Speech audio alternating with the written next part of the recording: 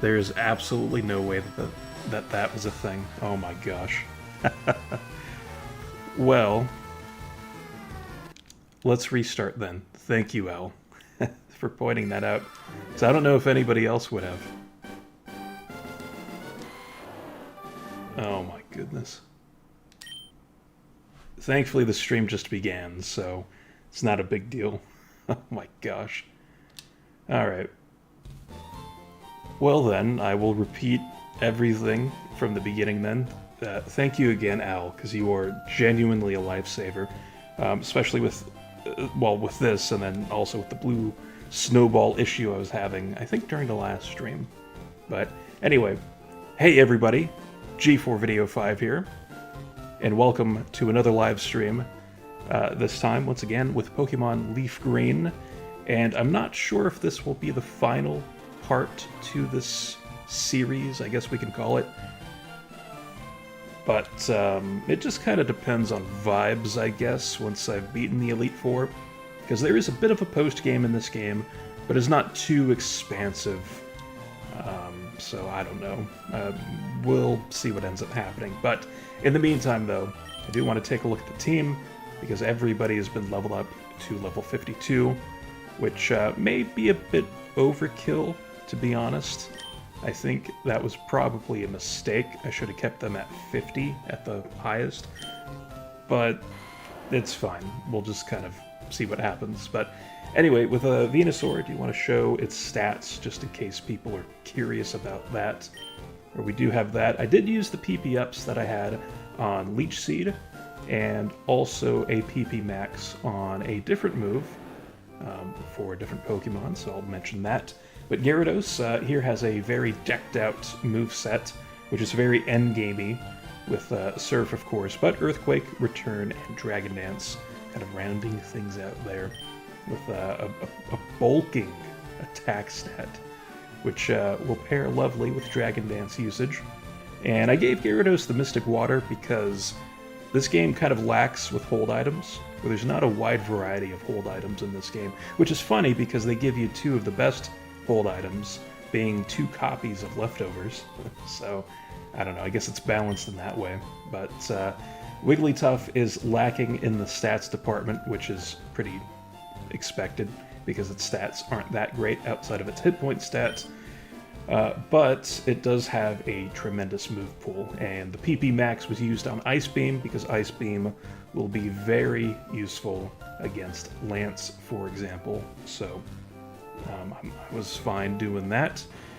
We also have Sandslash, who unfortunately doesn't benefit from the Earthquake TM, so it would be perfect on Sandslash, honestly. But it'll continue using Dig.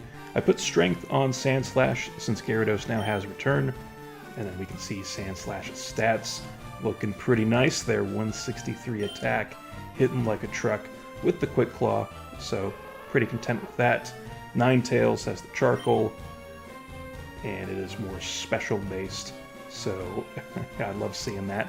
3 100s there, rounding out its last 3 stats, and its moveset hasn't changed at all, so pretty content there.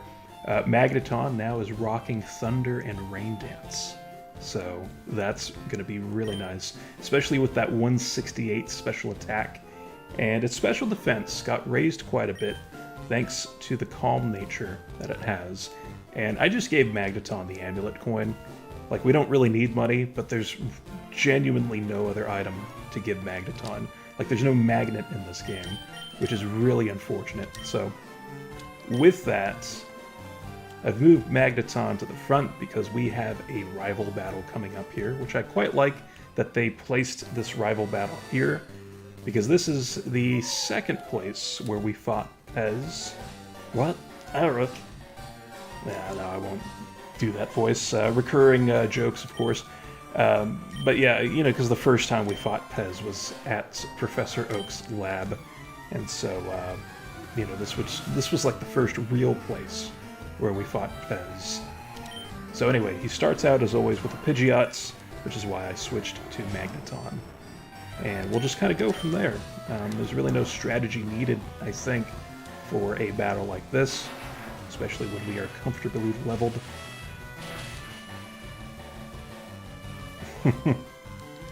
Yes, Pez has changed quite a bit, because I think he was Toto at the time. That's when he was still Toto, now that I kind of think about it some more. But yeah, we'll switch, I guess, because there's Charizard coming out, which is Pez's ace. And so we'll let Wigglytuff get in on this action here. I don't really see a point in setting up the screens. This flamethrower might hurt. Let's see. Yeah, that did 130 damage. That doesn't bode well for Wigglytuff later.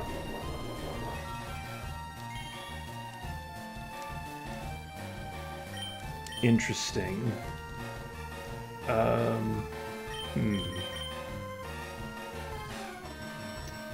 Well, there's always Banana. I feel like Banana is kind of the get-out-of-jail-free card in a lot of these situations.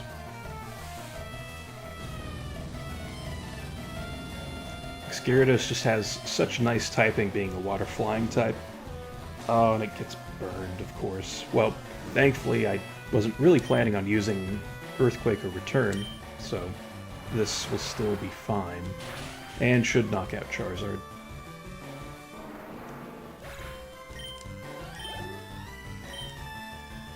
Alright, next is Rhyhorny, so yeah, we'll keep Gyarados out there. I was going to say we're going to keep Pez out there, that doesn't make sense.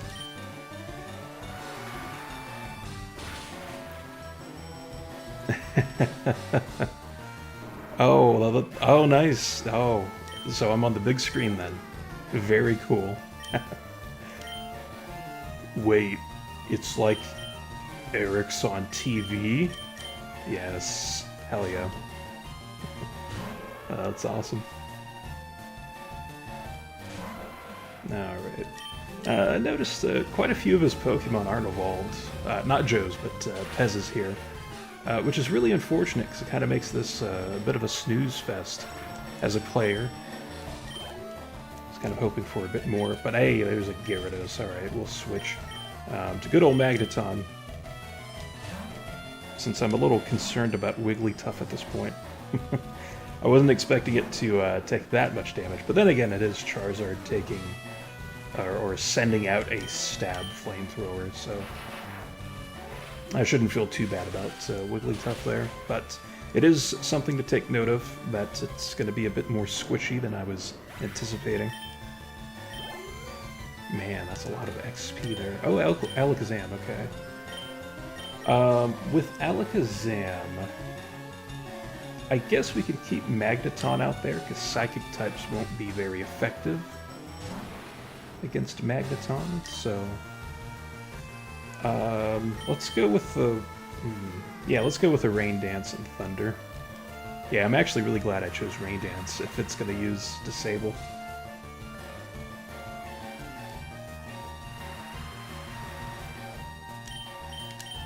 I'm expecting Alakazam to kind of tank this, because it does have decent special defense. Oh, that's so sick. Okay, cool. It didn't tank it. Magneton is just that strong, so a good old stab thunder. What? Ah, yes, yes. Sorry, I just had to read that like that. Oh, looks like Pez is all loosened up now. Alright, so we need... wait, I need more practice. What? Now we just beat this guy. Like, what? What? Yeah, Pez has some issues, clearly. But, anyway. Oh, it's like a level 3 Rattata breaks my back. Which it kind of does, actually, seeing these very low-level Pokemon. But that will change very quickly as we enter the Elite Four. And this will eventually lead us to Victory Road.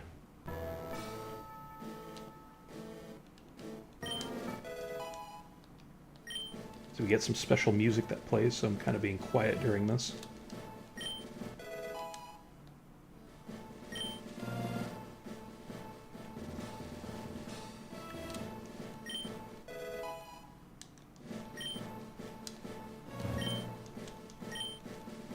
So this right here is actually why I kept Surf on Gyarados, rather than teaching it Ice Beam, because of this part. And there's got to be an item here. Okay, awesome. Max Ether. It's like somewhere in the center here would be an item. Also, hello, Nick the Hedgehog. Hope you're doing well.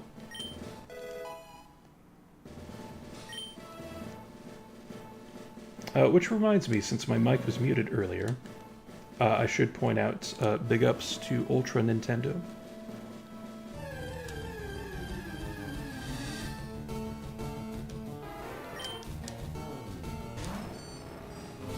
And for the hell of it, I'll just knock out the Sphero. Why not?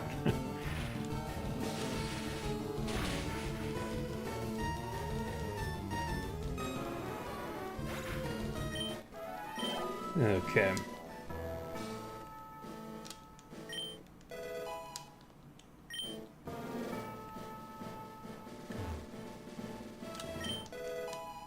Yeah, that was a pretty obvious item too, with that full restore there. And then the Earth Badge. Cool. Okay. So I love these in Pokemon games. Interesting, there's no Pokemon Center nearby. Ooh. So we're just diving in with an injured team. Huh. Well, that's why we have items. So let's go ahead and use that berry pouch. Because we should have something to burn... Or to heal burn, which is the Rost Berry, so there we go. And very nice, Nick. I hope that's going well for you. That little playthrough there.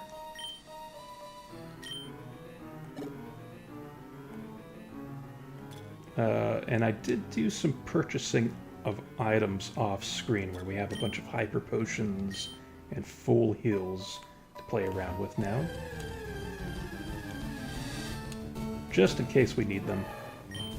And I'm surprised I don't have a Machoke in my PC. Interesting. I think to do the post-game you need 60 Pokemon in your Pokedex. So even though this will help out Guts, and this might actually knock out Magneton. Yeah, especially if it crits like that. Yeah, I'm gonna catch this thing.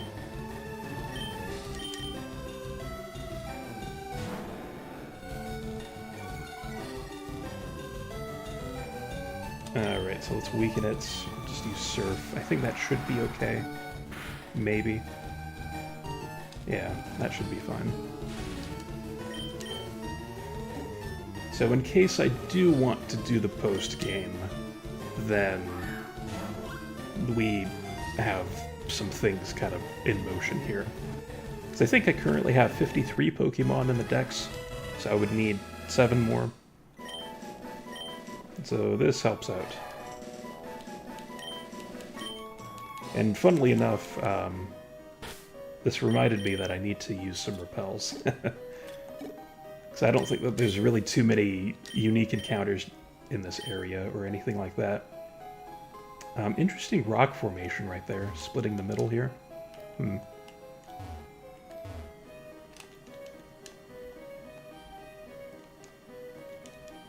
Oh, I see. This is a massive strength puzzle. Okay. Ooh, this is going to be really interesting. That's why that center rock formation looked so strange, I guess.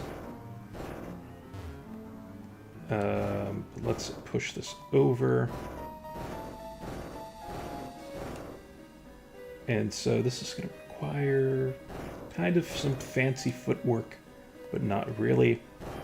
So we can just do this, plop that there, and there we go.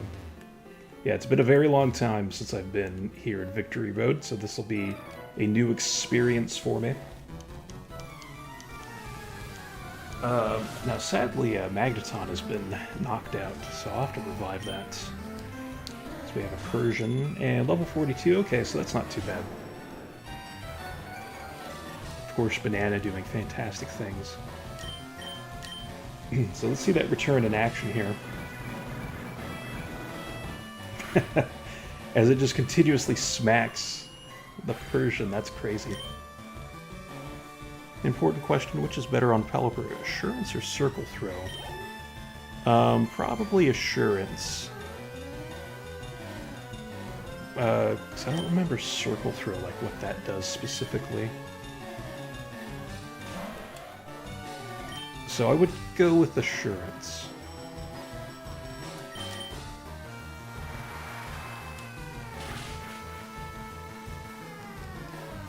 So when I think of Circle Throw, what comes to mind is Vital Throw, which is a different move entirely. Oh yeah, replacing Circle Throw with Roost. Yeah, Roost would be great for Pelipper. And most flying types, honestly.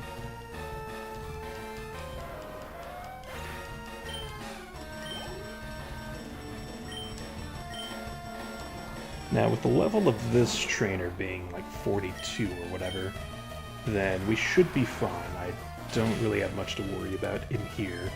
I guess it's once we get to the Elite Four where the bullets of sweat will just start draining from my forehead. But I think I was about to mention something about this, but I didn't, where I have all of my rare candies. I think I have 13 rare candies in total. And I'm just kind of preserving my Earthquake PP, because Earthquake would have definitely knocked out Ninetales here. But, yeah, I have my rare candies just in case I need them. I probably won't, but they're there just in case. So I did the training without using any rare candies. And once again, big ups to Meowth and the pickup ability for getting me pretty much all those rare candies.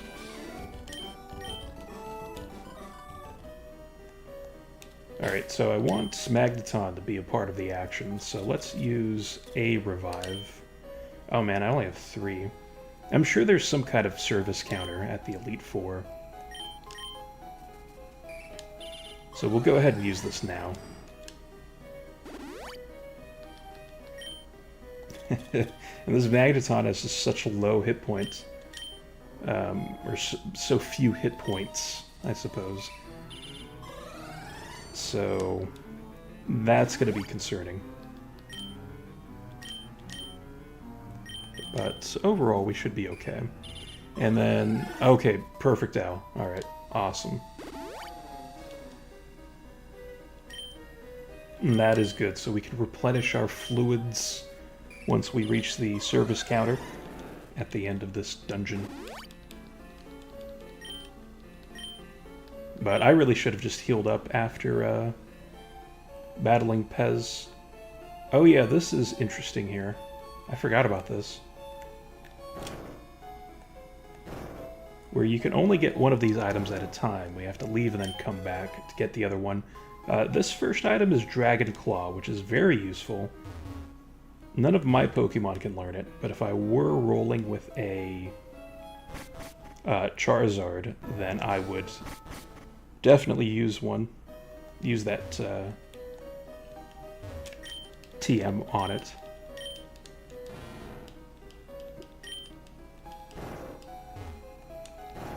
And sadly, by leaving and now coming back, I have to redo this strength puzzle, but thankfully it didn't take too long to do this.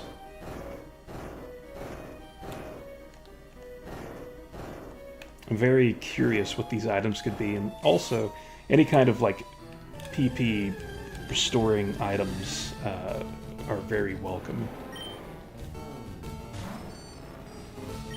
Alright, so let's run away from Onyx there.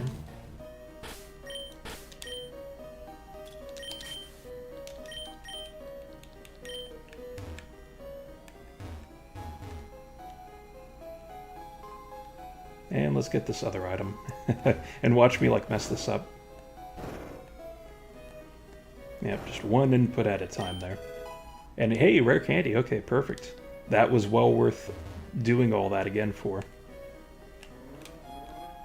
It's a very welcome thing. That rock down there, I'm sure, will let us get out of this dungeon a bit faster in case we have to. But I'd rather just continue trekking on through rather than leaving this place. Man, these trainers have a lot of Pokemon. I guess that's kind of how they get you here, where it's like they just try overwhelming you, kind of like in the Team Rocket bases. And that's where the difficulty comes from. Oh man, he has a Charizard.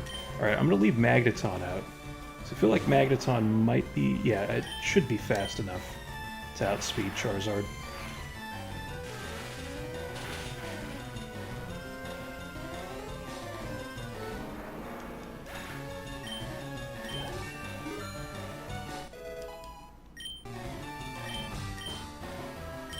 Ooh, Screech. Interesting. I won't learn that, but that's not the worst move in the world. Charmeleon, interesting. Let's go ahead and use Sand Slash. I suppose Metal Sound would be a bit more appropriate for something like a Magneton. But Screech isn't bad either, in case you want to do some switching.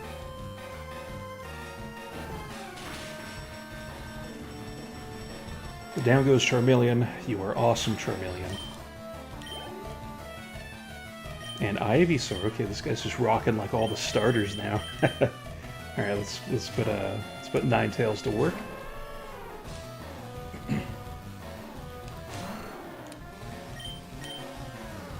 And I won't do I won't do too much switching or anything of items at this point. Like, if the amulet coin gets used, then it gets used, but if it doesn't, it doesn't, and that's totally fine. Yeah, look at this, he has a War Turtle as well. Holy, that's awesome. Alright, let's get Eric out there. As I devour some water.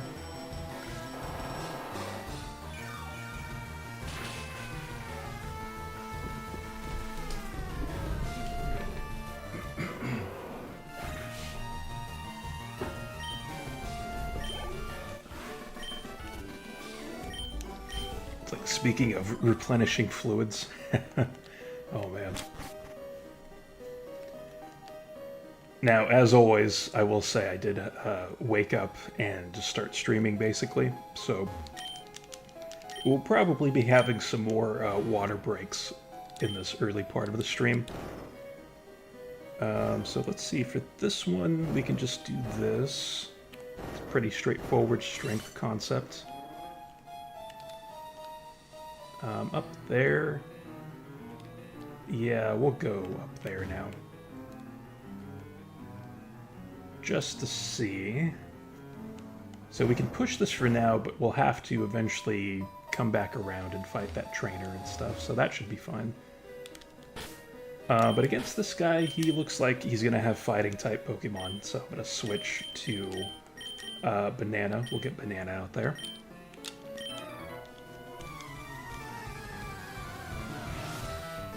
But going back to the, like, badge gates, I love badge gates in Pokemon games because they're quite dramatic and there's a nice little build-up. I think Black and White have probably the best badge gate slash music associated with it. But I forgot that Kantos is also a thing and also pretty nice. No submission. That'll actually knock it out, wouldn't it? Yeah, because it gets hit with recoil. Not enough recoil, though, unfortunately. And actually, if it's going to be doing that, I should have just used a Dragon Dance. But I guess that's fine. Oh, okay, well, yeah, I mean, definitely would have been overkill against a Machop. It's not going to be doing much to me. Probably knock this thing out with Surf. But of course, it's best to preserve your PP when possible. Oh. There we go. Damn, look at that animation. That's cool. Seeing those flashes and stuff. Wow, that didn't knock it out. Oh my gosh. I guess I should have expected that, because Return's probably at its fullest power. which is slightly stronger than Earthquake, but Earthquake can obviously hit things for super effective damage. So at least that confirms that Return is at its full power. And we have that guy. That guy looks like a bird trainer. Let's swap to Wigglytuff.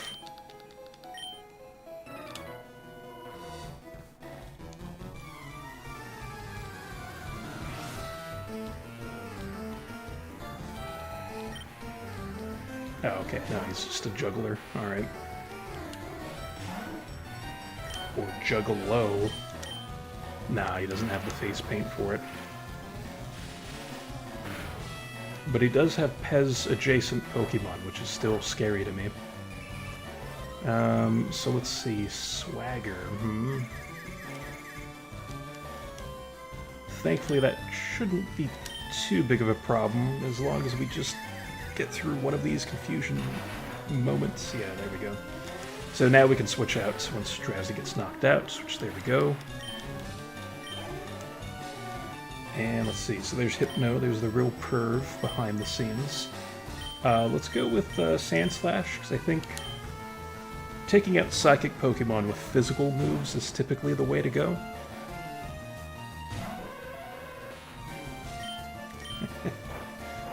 Oh my gosh. Alright, he's trying to poison me. Interesting.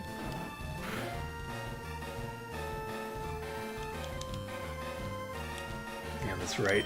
Missing again. Hell yeah. Now, one great thing about having strength on Sandslash is we have quite a reliable third move now. Because I guess Brick Break would have fit that mold, but you have situations like this where clearly Brick Break would not be a good move to use against, like, Dabra, or any of these Psychics. So just having another option there is really nice in place of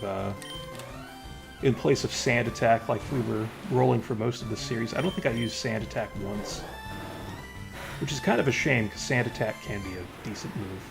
Maybe I used it. But I don't remember using it.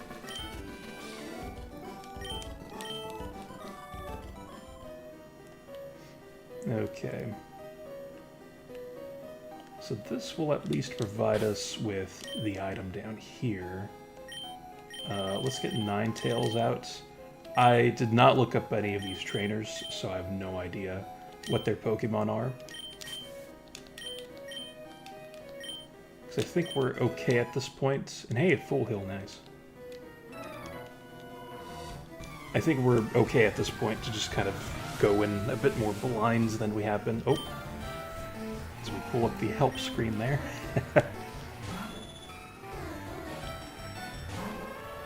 But we're basically using our Pokemon based off of vibes.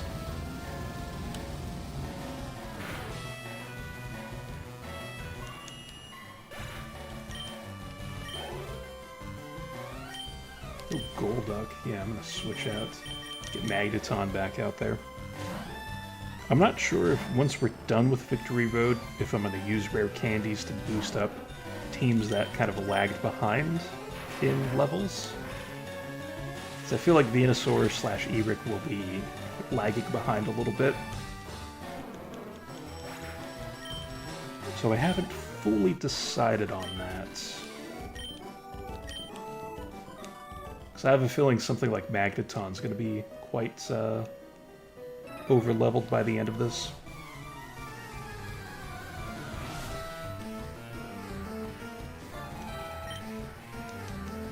Ooh, Mr. Mime, nice.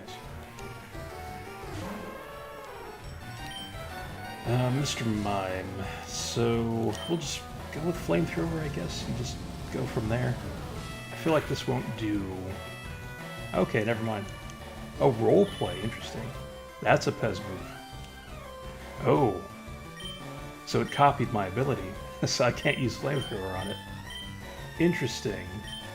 Let's go with Wigglytuff, I guess. Your Phantom has Astral Barrage. Ooh, I actually really like Phantom. And its evolved form, Trevenant. So that's pretty cool. Good old grass ghost type. Alright, we'll use Ice Beam.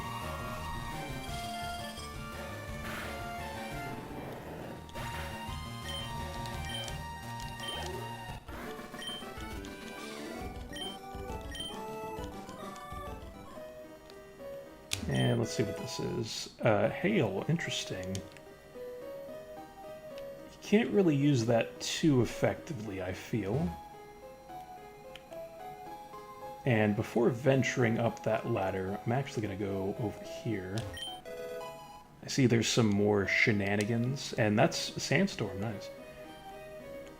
Where I'm sure we're going to have to drop some rocks down a hole at some point. And then, yeah, this rock moved again. Interesting.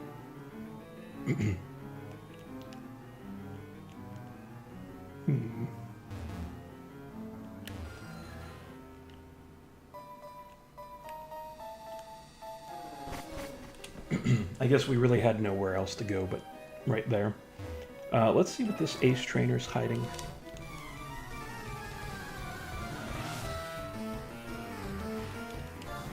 Or cool trainer, I should say. An Executor. I think I still have Ninetales out. Perfect. I guess I have to be weary of Ninetales PP on Flamethrower as well. Flamethrower's running out too. It's like, it's a shame that I didn't have more PP ups and stuff, but usually in playthroughs you only get like 1 or 2 anyway. So let's go with Banana here. It's a shame you can't buy PP ups.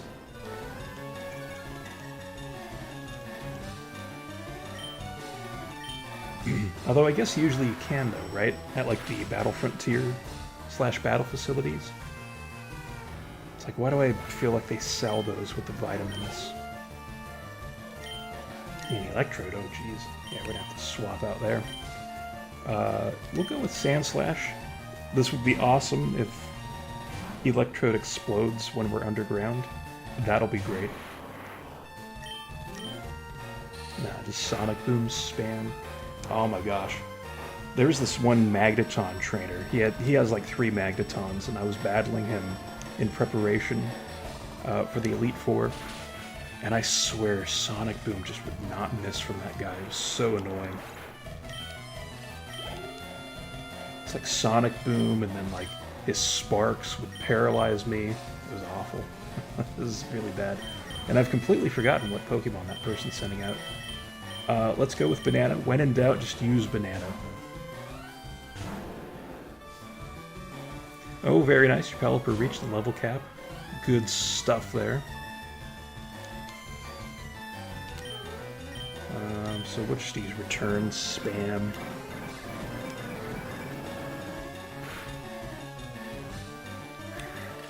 Ooh, spikes. Interesting. Takes me back to the Pokemon tournament on the Ripto server. Although I don't think anyone used spikes though, but it was definitely a strategy that could have been used. Oh damn, Hyper Potion, speaking of strats. Just items spam down here.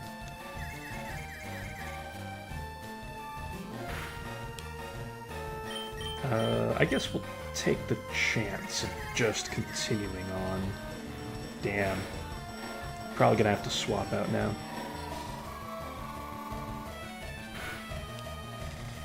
Yeah, I'm swapping out, because I don't want to use another revive.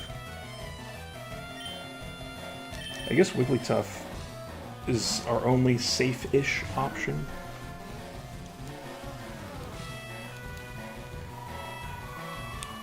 So that Aurora Beam is an Ice-type move, so that would be not great to use Sandslash or Venusaur, as that's being used against us.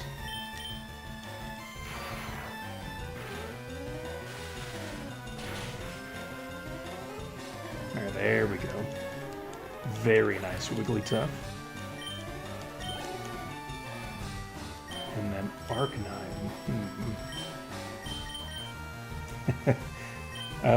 Yeah, we'll go with Sandslash. It's like, I hate to always use Gyarados. Gyarados would just be great for that. just using a massive earthquake, even with Intimidate out. Alright, let's go ahead and use Dig.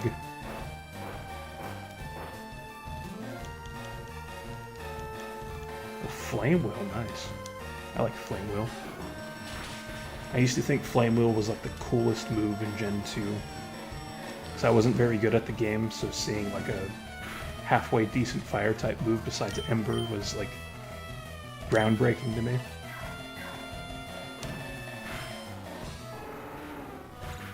Yeah, there we go. Take that, Arcanine.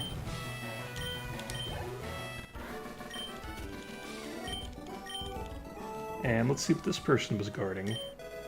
Oh, Max Revive, okay. These are really nice items.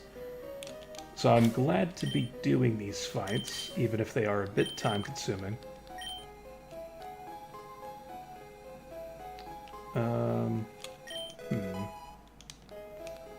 I guess we'd have to take this rock all the way over.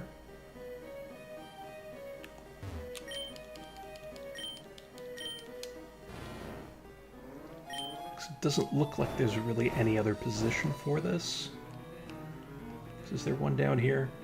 There's a rock down there, but not one that's needed, really. Not yet, anyway.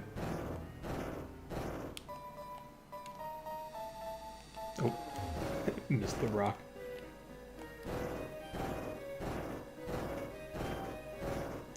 So we have another cool trainer down there, / ace trainer, because that's basically what they are in this game.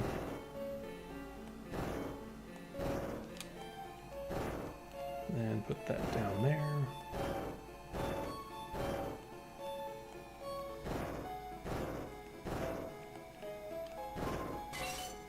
Cool. Now that gateway is open, but let's see what's down here. So this is where this thingo is. Interesting. And I kept pushing that rock that's on screen right now up, because I thought I would need it for this part, but I guess not. And against this guy's one of those collector dudes. He probably has something interesting-ish. Let's go ahead and use Magneton. Oh, level 23 Electivire, nice. Oof.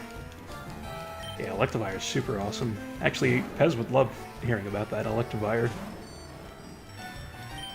in IRL.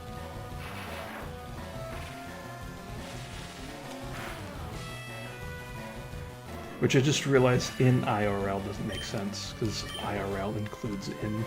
But anyway, yeah. No, that's cool though. Electivire is awesome.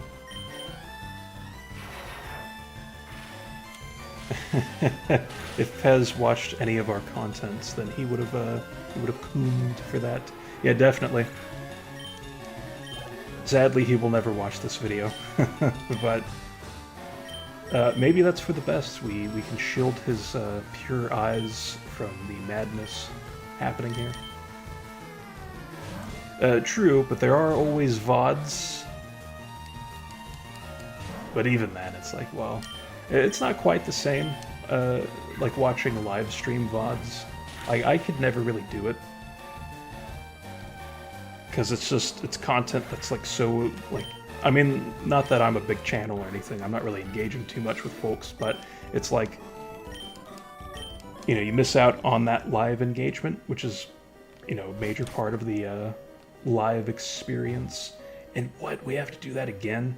Oh my goodness. This place is very unforgiving with that. Well, if I have to do that again, then I'm just gonna go down here and see what's here. Okay, we were here. This is where we went up. Reminds me of how in the group chat you put the audio. Yes. Yeah, exactly right. You didn't respond to it. And actually that toilet bowl picture, well, I call it the toilet bowl picture, but that photo of Bradley, that Toonie posted one time, and I saved a screenshot of, I'm pretty sure I posted that like 3 times in the group chat, and it seemed like new information to him.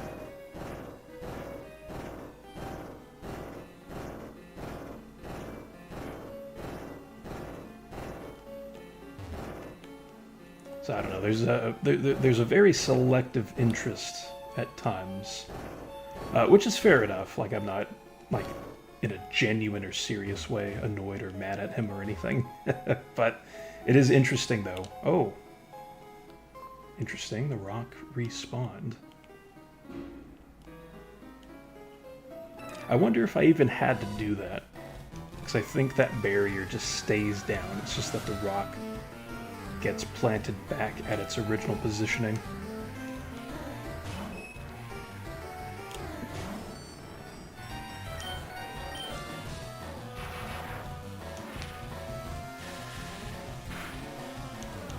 But alright. Let's hopefully fly through this trainer. Now they have the cutesy Pokemon that use moonstones. We actually have quite a few of those. Man, we have, what, 3, I think, in our back pocket? It's like in the PC inventory. Yeah, let's swap out. Yeah, we can swap out to Wigglytuff, that's fine for now.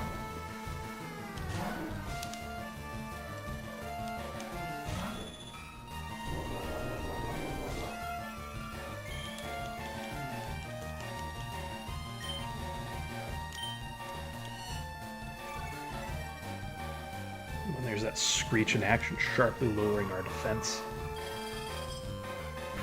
Thankfully, I don't think it'll matter too much, though. It's like, maybe I should give the Quick Claw to Wigglytuff, because I think it's actually slower than what's-its-face, Sandslash. And with Wigglytuff, I would like to utilize the screens as much as possible. And hopefully this guy stops spamming items, even though he's only used one, but it's like at this point that's kind of spammy.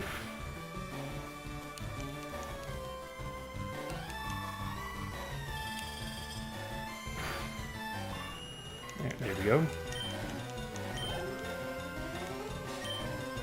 Dugong, interesting. I don't think we've seen Dugong yet. We'll definitely be seeing one later from a certain Elite Four member. I'm pretty sure she has one.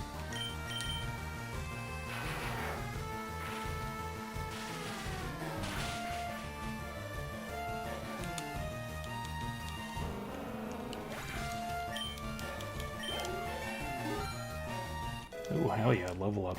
Nice. Well, that'll be helpful. Chansey, okay, this thing is a special defense behemoth. So we'll attack it physically, and Chansey looks like really like pink or something. Like, I don't know, it looks off for some reason.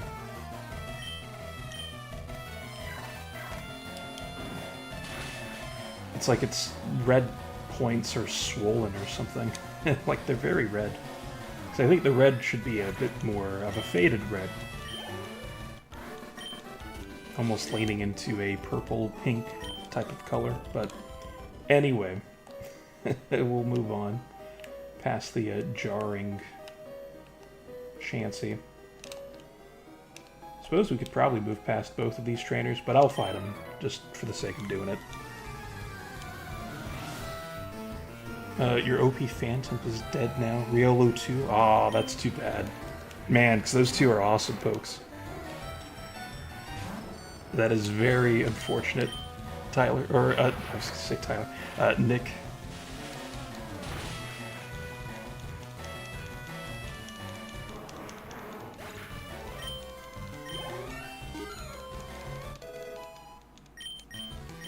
Alright, there we go.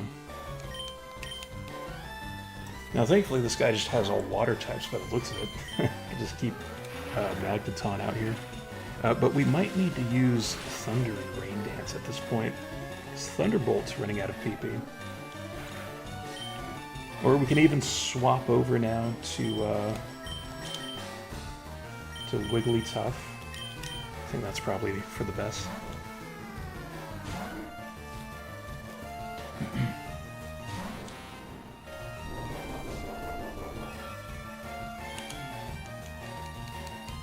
You know, it is kind of cheaty how Leftovers activates upon, you know, those types of switches.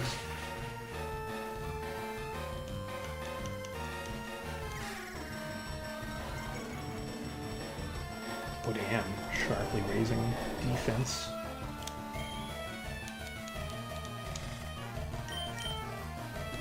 Ah, of course. Man, all these guys and girls have hyper potions.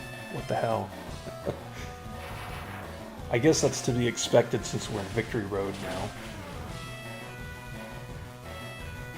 But man, these guys are like the gym trainers.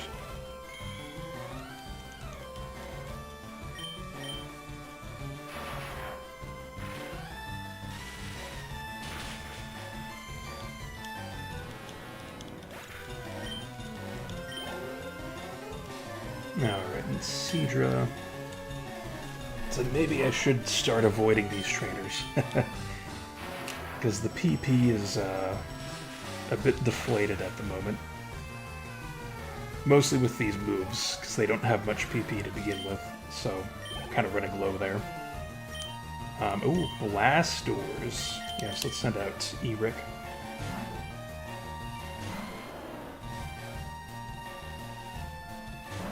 And I think with this, because Blastoise, even though it's 9 levels lower than me, we'll get a bit creative with the strat here, and of course with this as I do that.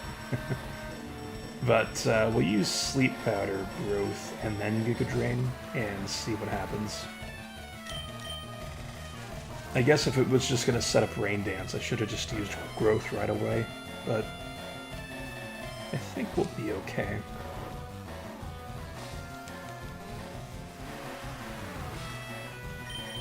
Oh my gosh.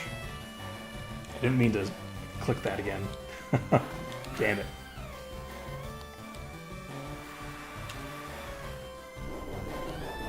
Damn misclicks. Oh well. Alright, well, forget about the Sleep Powder strat then. We'll just skip straight to Growth. Hopefully that doesn't happen during the Elite Four. Oh man, nice crit there.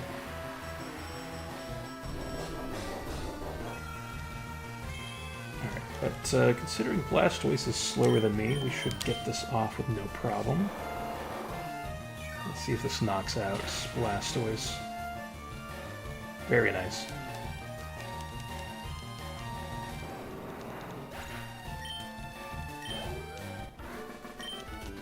Yeah, take that Colby.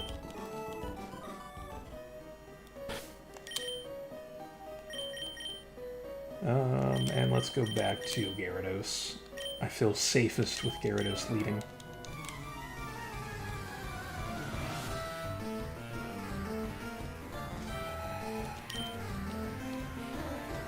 Bellsprout, really? Level 42 Bellsprout. Oh my gosh. That is genuinely insane. I would love it if there was just this random bug catcher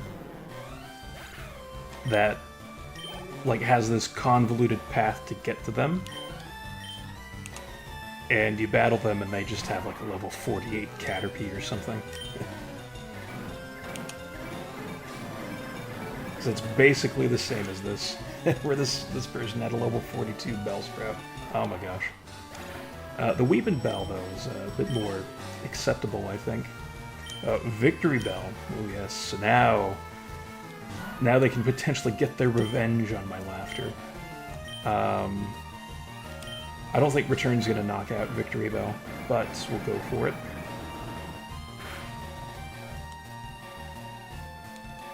Yes, Stun Spore. Hey, at least it missed. That is nice. The Hyper Potion's not nice, and I should expect this by this point.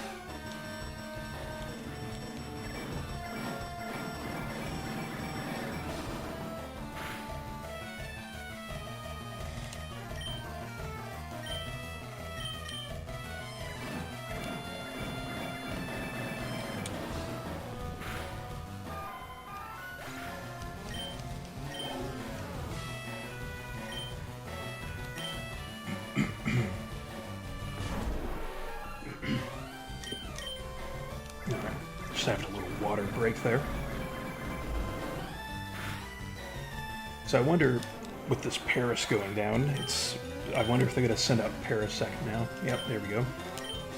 So let's swap to Ninetales.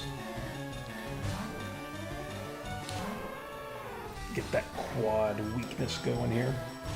Poor Parasect. Well, I guess poor Parasect for a variety of reasons, because of that creepy mushroom taking over its corpse at this point. But also all of the weaknesses Parasect has. It's really too bad.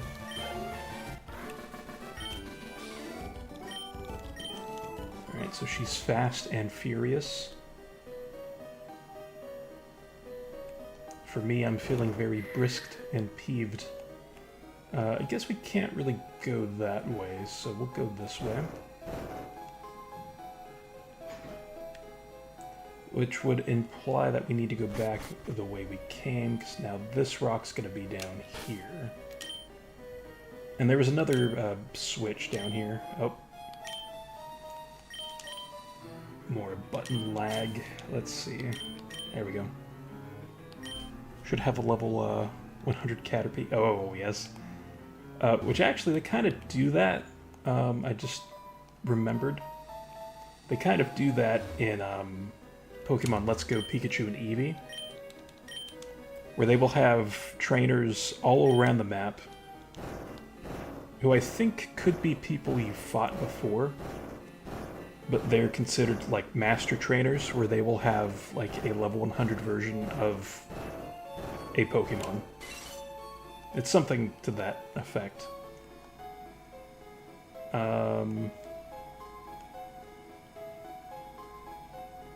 There we go. And you can only fight those trainers with that specific Pokemon. So you yourself would need a Caterpie. So I think it's like the only win condition really is to EV train your Caterpie to beat that trainer. Yeah, honestly, like, Let's Go Pikachu and Eevee, which I'm gonna save right now, because I don't know, I'm a little weary, like that one weary, well, no, never mind, I won't expand on that thought, but yeah, it's like, Let's Go Pikachu and Eevee, I think, are like the best new-gen games, because they did a decent job of remaking this game. Really, the only thing I would bash it on is not having abilities, and also no hold items, and the wild encounters are as if you're playing Pokemon Go, which is kind of cool, but I don't know. I would prefer the old style more.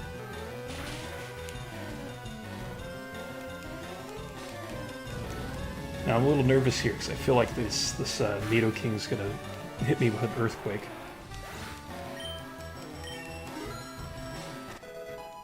And actually, I don't remember what the reward is for beating all those trainers either. Because there's got to be something special you end up getting.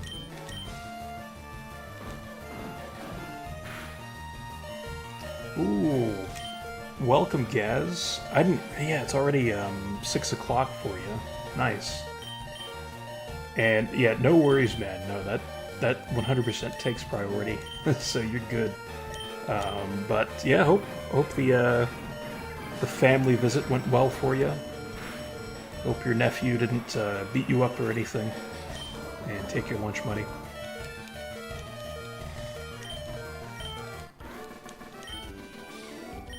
So yeah, I hope you're doing well, Gaz. As we're still trekking along here in good old Victory Road.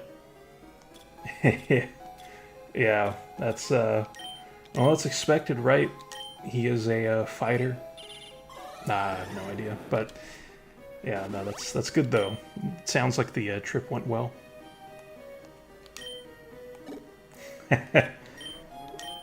Which I know you mistyped, but I like that too. You said hello to the air conditioning again. At least it looks that way, anyway.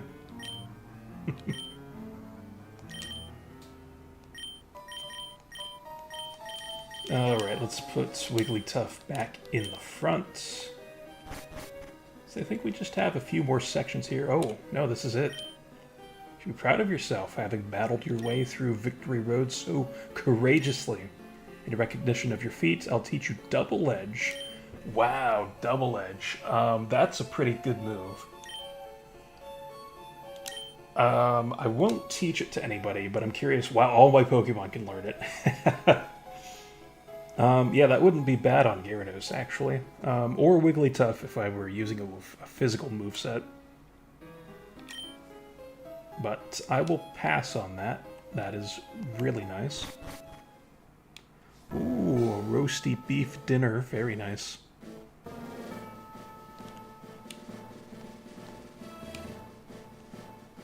And oh damn, that's a really close situation there, Nick. Crabominable lived on 1 hit point from Sunny Day boosted Lava Plume from Torkoal. Good lord. That is quite crazy. So we get a Lumberry, which I think heals any status. I vaguely recall there being an item also somewhere around here. Yep, well, there we go. Max Elixir. More PP restorative items, which are always welcome.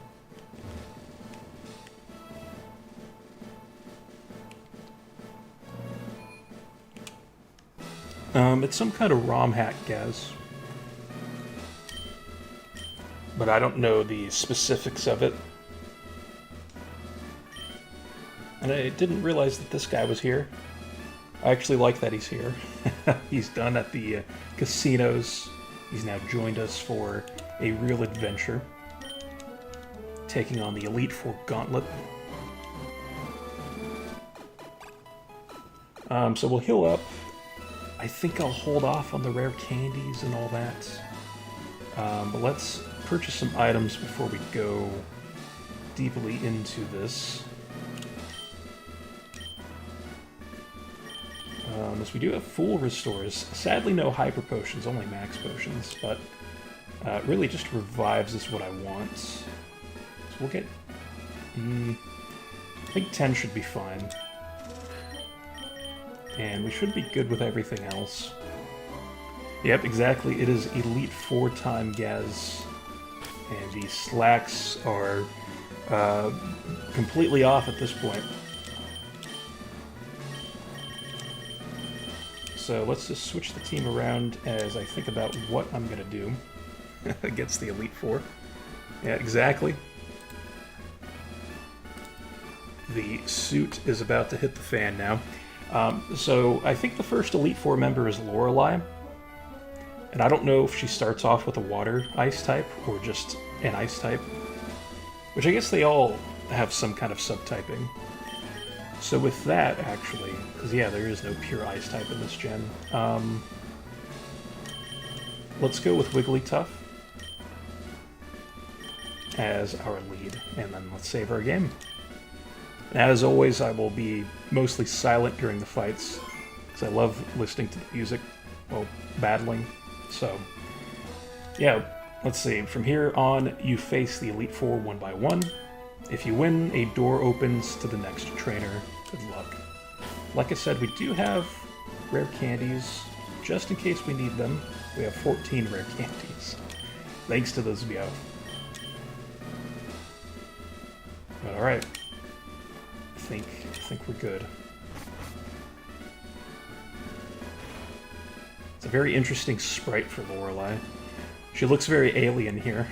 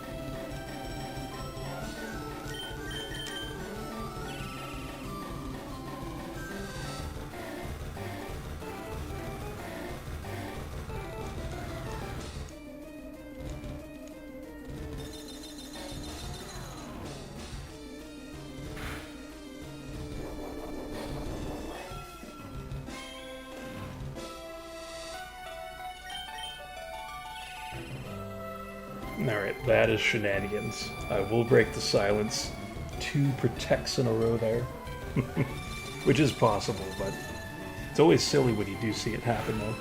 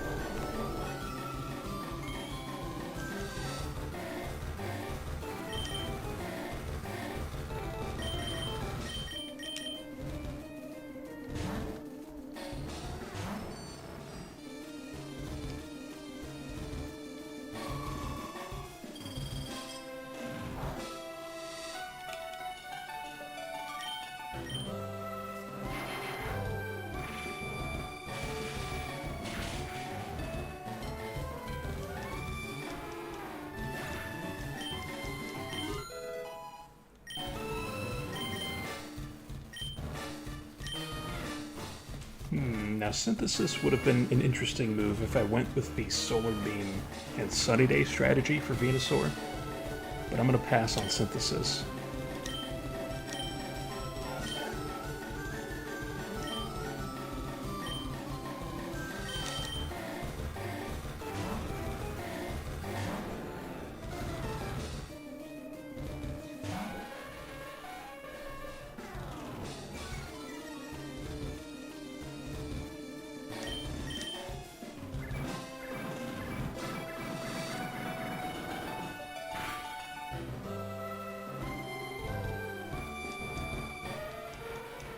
Alright, lovely. So actually that Citrus Berry back there helped me out quite a bit, because it puts the Lapras out of heal range, so Lorelei ended up not healing the Lapras. So that went pretty well for the first fights.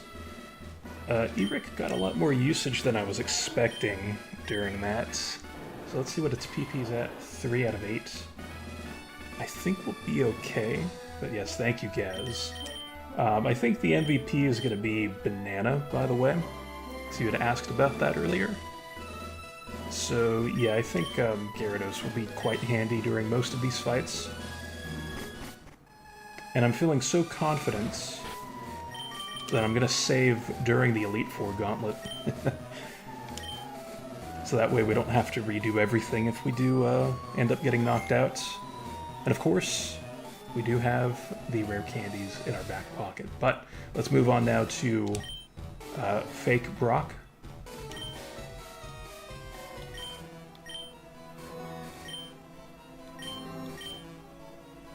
We will grind you down with our superior power. Oh.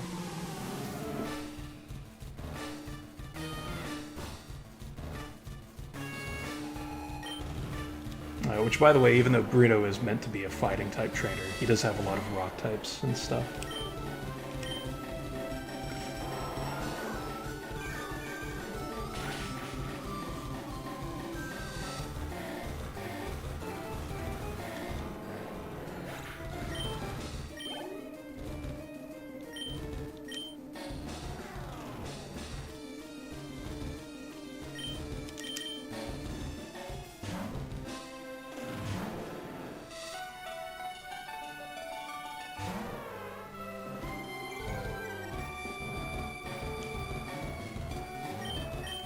Now, one scary thing here is that I believe these fighting types do have Rock Tomb, which also reinforces the fake Brock thing.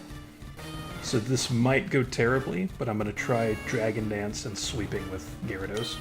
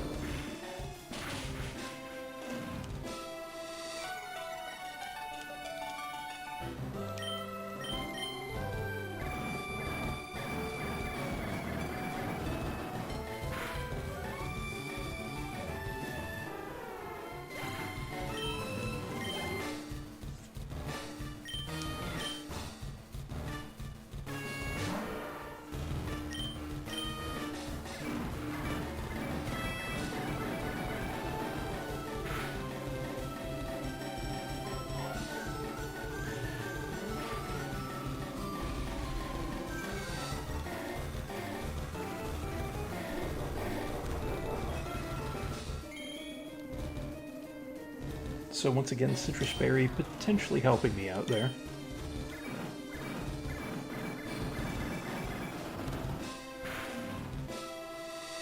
Because most of these Pokemon aren't very fast anyway. So the Scary Face I don't think is going to matter. Maybe Hitmonlee outspeeds me, but we should be good. Especially if it misses.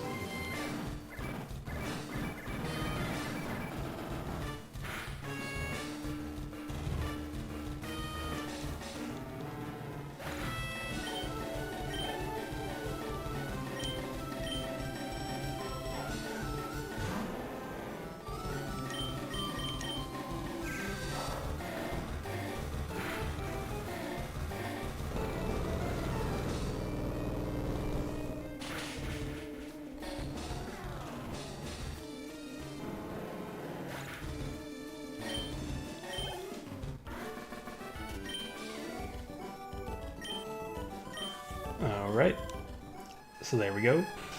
Bruno defeated.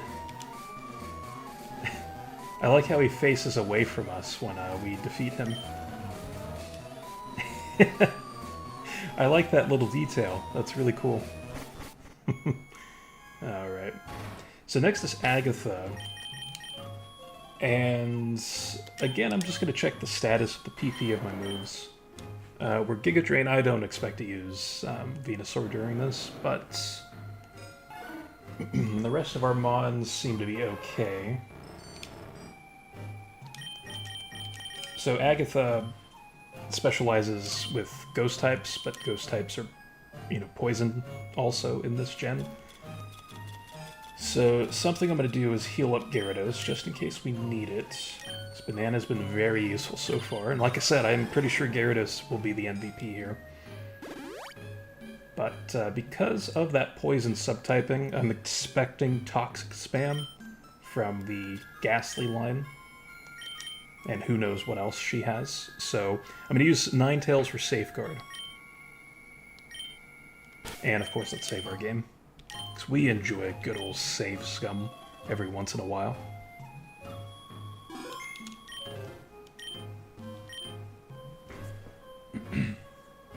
It's very creepy. I hear Oak's taking a lot of interest in you, child.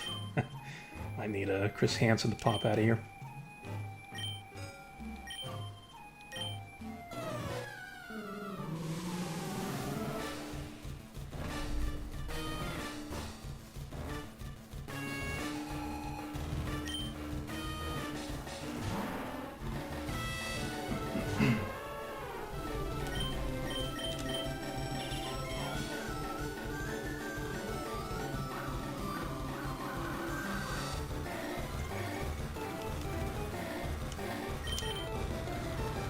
I'm getting shades of Lieutenant Surge, by the way. There's one way to defeat this, and I'm gonna go for it, even though it's a really silly thing, but I'm gonna go for this strat. Wasn't planning on using it, but that double team made me think of something.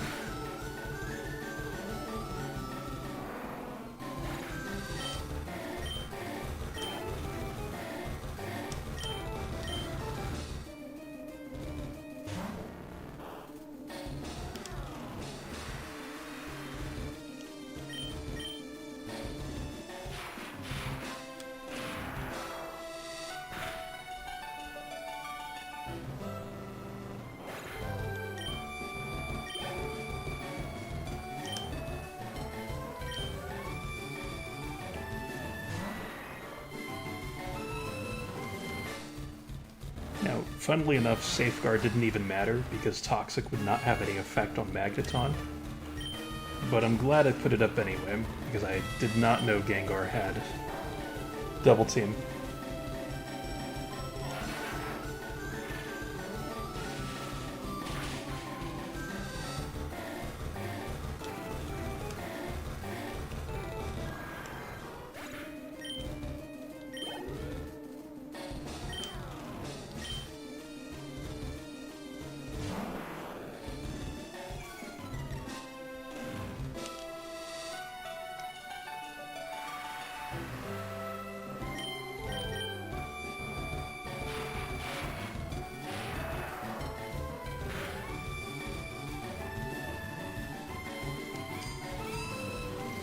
It's very resilient there by Arbok, by the way.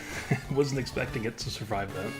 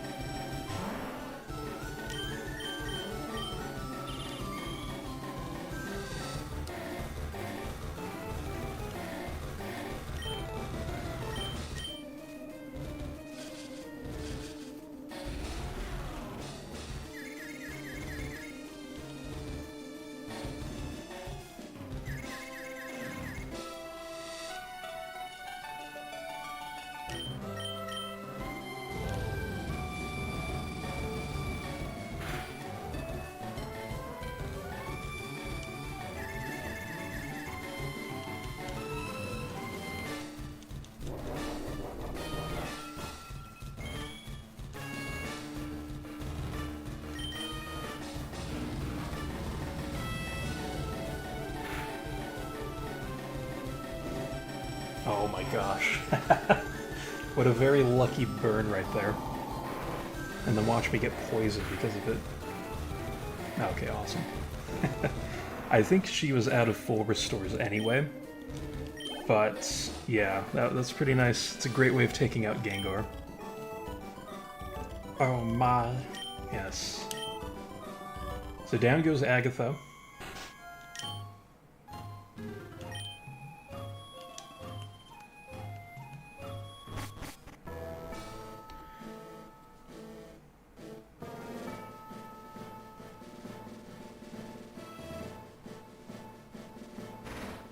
Which brings us to Lance.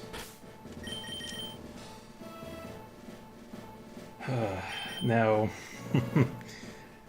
something I misremembered is that Lance doesn't really have his Dragonites here. I think they're mostly Dragonairs at this point, but I'm sure they're still just as annoying as a Dragonite would be. Because I'm sure he's rocking Hyper Beams and whatnot. I'm going to swap Ninetales out for Wigglytuff. And I'm going to give Magneton a Hyper Potion.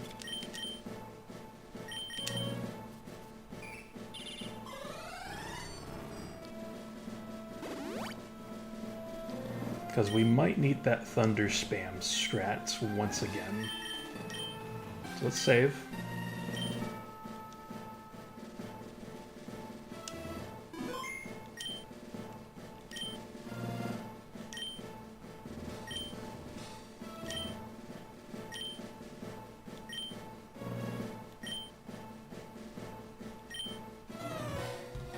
Yes, and I will need the Luck Gaz, because I'm not sure how this is going to go. I guess we're about to find out.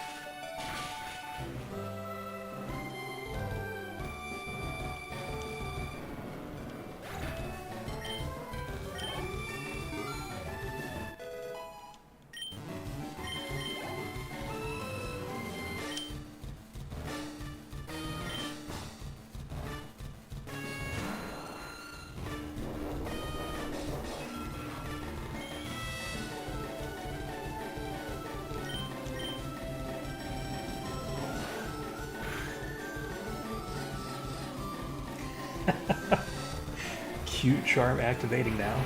Oh my gosh. I was nervous for the Omni boost from Ancient Power.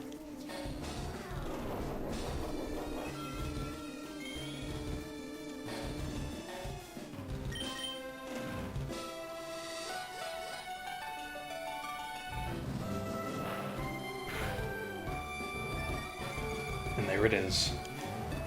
I think Thunderbolt will still be able to knock out Aerodactyl, though. But I am sweating bullets like you would not believe. Not really, but, you know. So thankfully that did not happen on the first Ancient Power. Alright. Now we have Dragonite.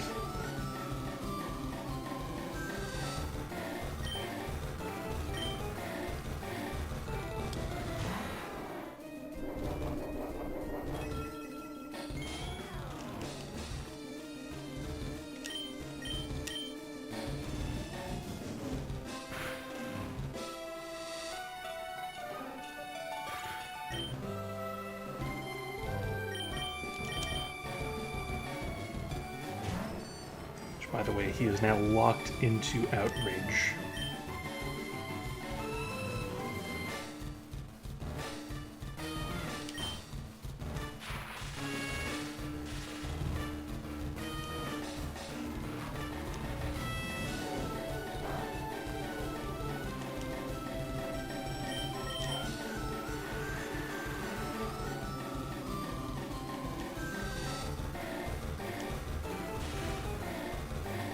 And actually that paralysis benefited him, because if Outrage would have taken off for the third turn here, he would have been confused afterward. So it actually would have been better if we got hit by the Outrage, even though that would have left Magneton with less hit points remaining. Or with fewer hit points remaining.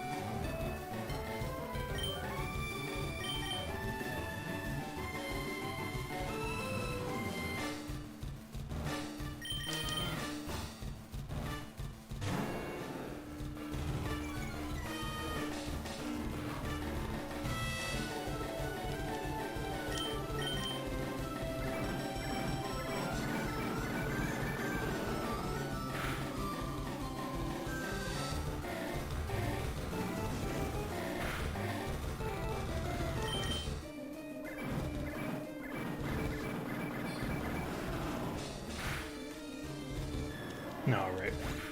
That takes down Lance. Which was a bit dicey there for a moment. I hit her, but You are a Pokemon master. Yes, thank you, Lance. Really appreciate that.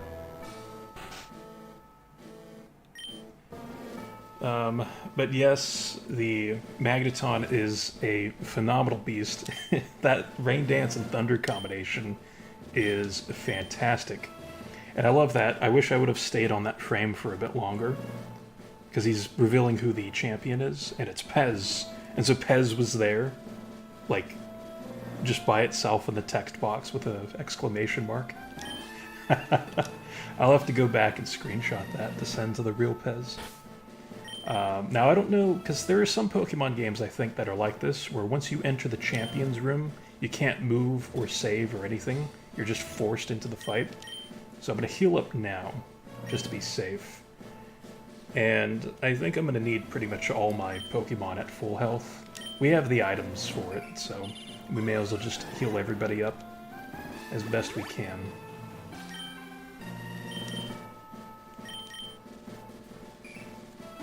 But yeah, the Thunder Wave on Dragonair, it was like a parting gift from Magneton, because I knew it was going to get knocked out by any move, because it wasn't able to one-shot the Dragonair.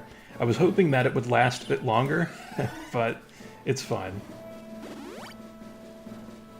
Yes, the champion and his Shine. Exactly. I hope you're prepared, Gaz. Because I'm glad we're not, like, hanging out in person doing this, because I genuinely feel like just all the fluids from Gaz's body would just release at once from what we're about to witness.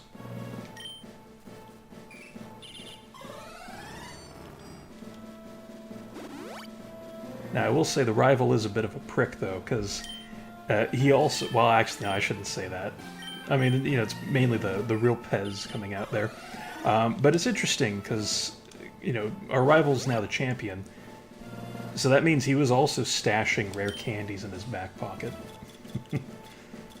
Now, let me check the status of the PP. I know Magneton, it's low on Thunder PP. Yeah, and I guess Rain Dance for that matter. Yeah, Eric still needs more Giga Drains. I haven't used Sand Slash at all, and I'm sad about that, but I guess that was kind of expected too. Yeah, Gyarados is fine. Really, everybody's fine. I just need Eric's Giga Drains and Magneton's Thunders back. So for this, I just need Ethers.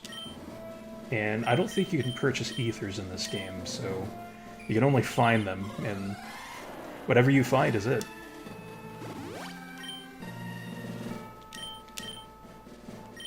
And then Magneton with Thunder.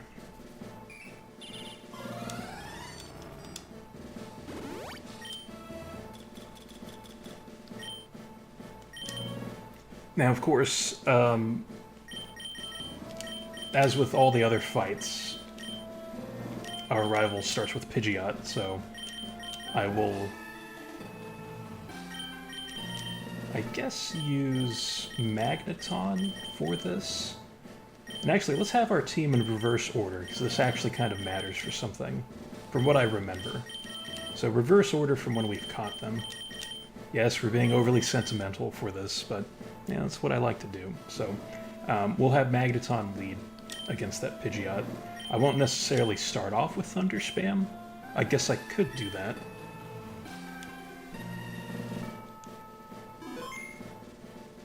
Maybe I'll do that, actually. That'll be what we'll do against our rival, Thunder Spam, and go from there.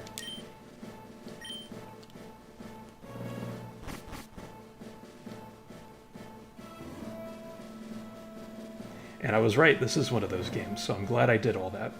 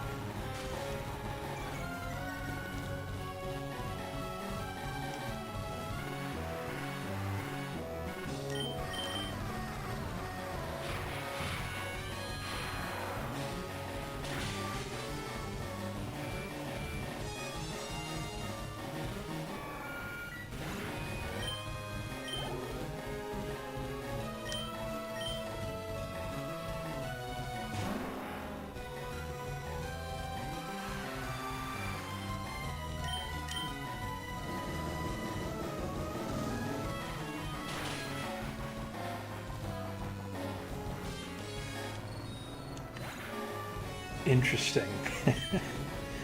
That's gonna throw a bit of a wrench into my plans there. Wasn't expecting Fire Blast to knock out Magneton with the Rain active. But that Rain Dance will not be for naught, because we still have Banana and Surf spam.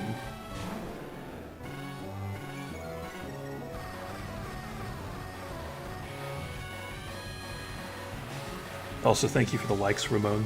Really appreciate that.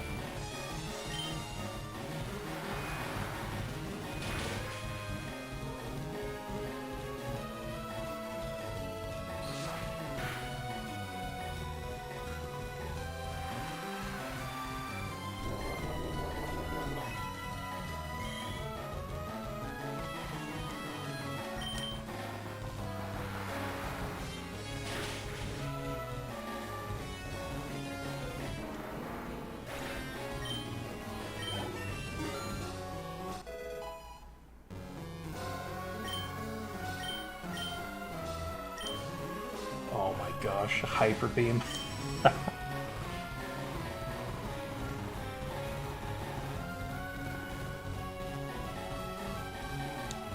No, I'll pass on that.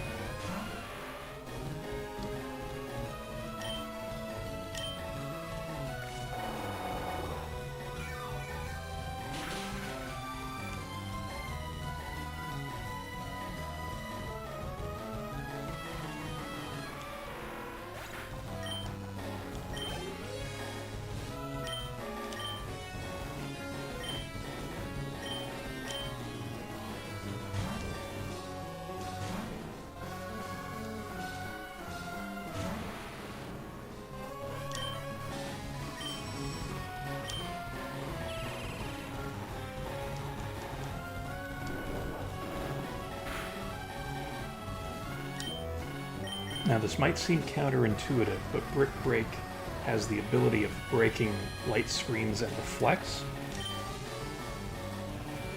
So we'll try to do this if we don't get knocked out by Psychic.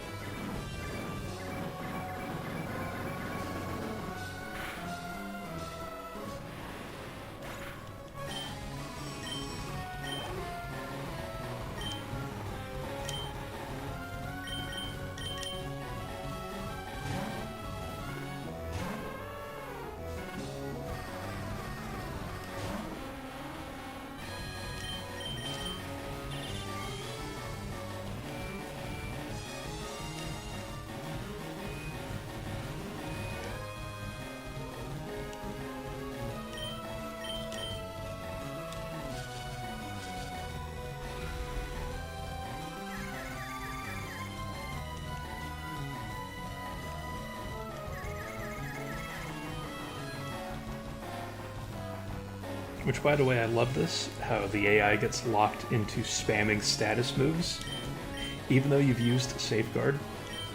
That happened with Hypnosis and Gengar with Agatha.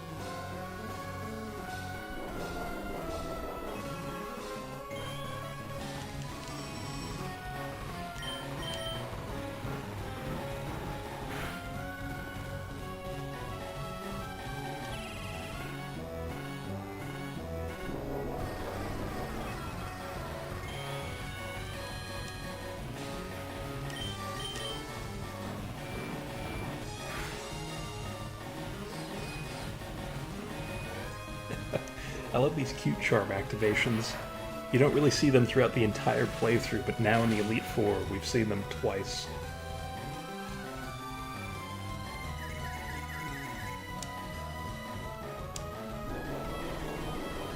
And so that fatigue status was supposed to happen with Outrage before, but the Dragonite using Outrage ended up not being able to move due to paralysis, so we didn't get to see that earlier.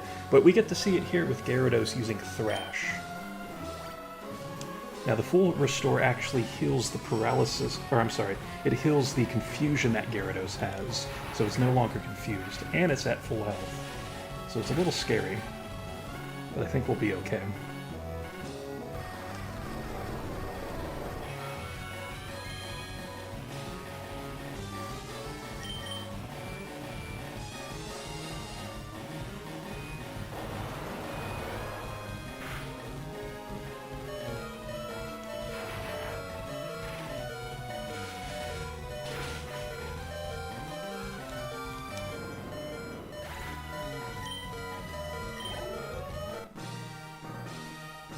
And so that does it.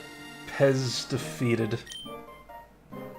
No, that can't be. Yes, we've defeated him at his best. After all that work to become the league champ, my reign is over already. It's not fair. Yeah, take that, Pez.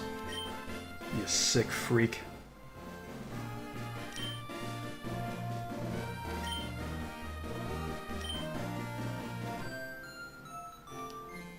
Ooh, Professor Oak. Bringing this moment back down to earth.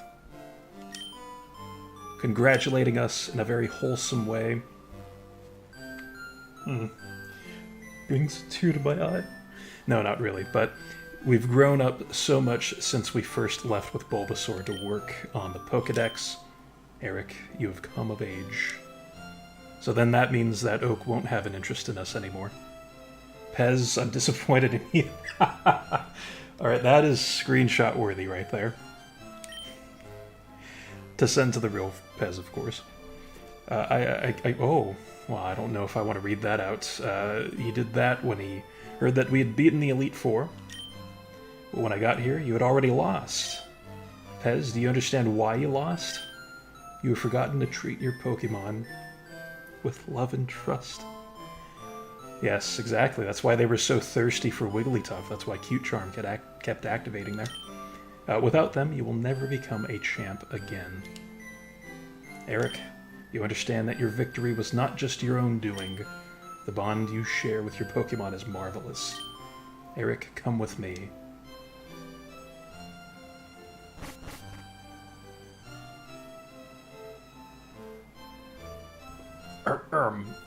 Congratulations, Eric. It's very Garian written there. This floor is the Pokemon Hall of Fame. Pokemon League champions are honored for their exploits here. Their Pokemon are also recorded in the Hall of Fame. You've worked hard to become the new League champion. Congratulations. We're finally Hall of Famers.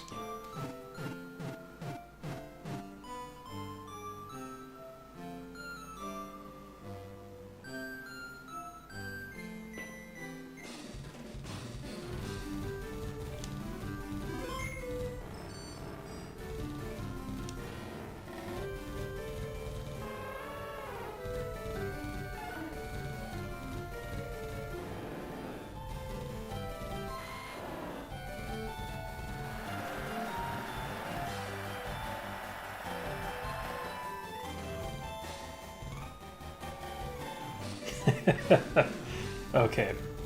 I was like, I like how he just completely takes the spot of Wigglytuff there. I was like, well, that's a little mean to Wigglytuff. Wigglytuff looks so excited to be there, too, in this picture. But yes, 45 hours played. Not all on stream, of course. A lot of that was done off-screen, catching Pokemon and training them. For the sake of completing the decks, and also doing some exploring and stuff. And it doesn't feel like the save file took 45 hours to complete. Of course, there was the gaffe when we initially started. Oh god, could you imagine how 45 hours stream? That'd be awful. For me anyway, it would be awful. Probably for the viewers too, after a certain point. But yes, I should point out that, of course, there was the additional, I believe, 1.5 hours, or maybe 3 hours, that was lost due to the Analog Pocket issue, where the save file got corrupted because I went into sleep mode with the Analog Pocket. I'm never going to get some kind of Analog Pocket sponsorship, am I? It's probably not going to happen. But I will say,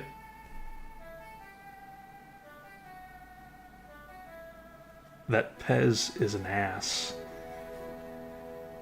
All the way up until the end.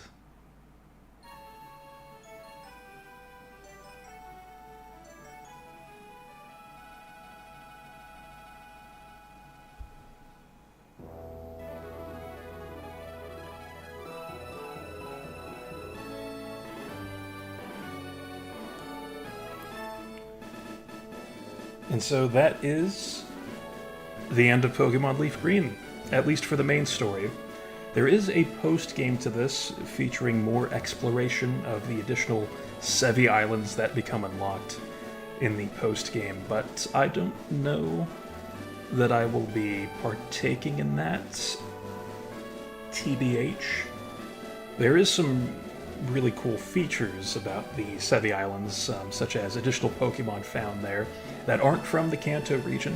You will see Johtomons start appearing in the Sevi Islands. And then, of course, once you're done with the entire plot, the Roaming Beast legendary appears with horrible individual values, or IVs. Love seeing that Charizard there.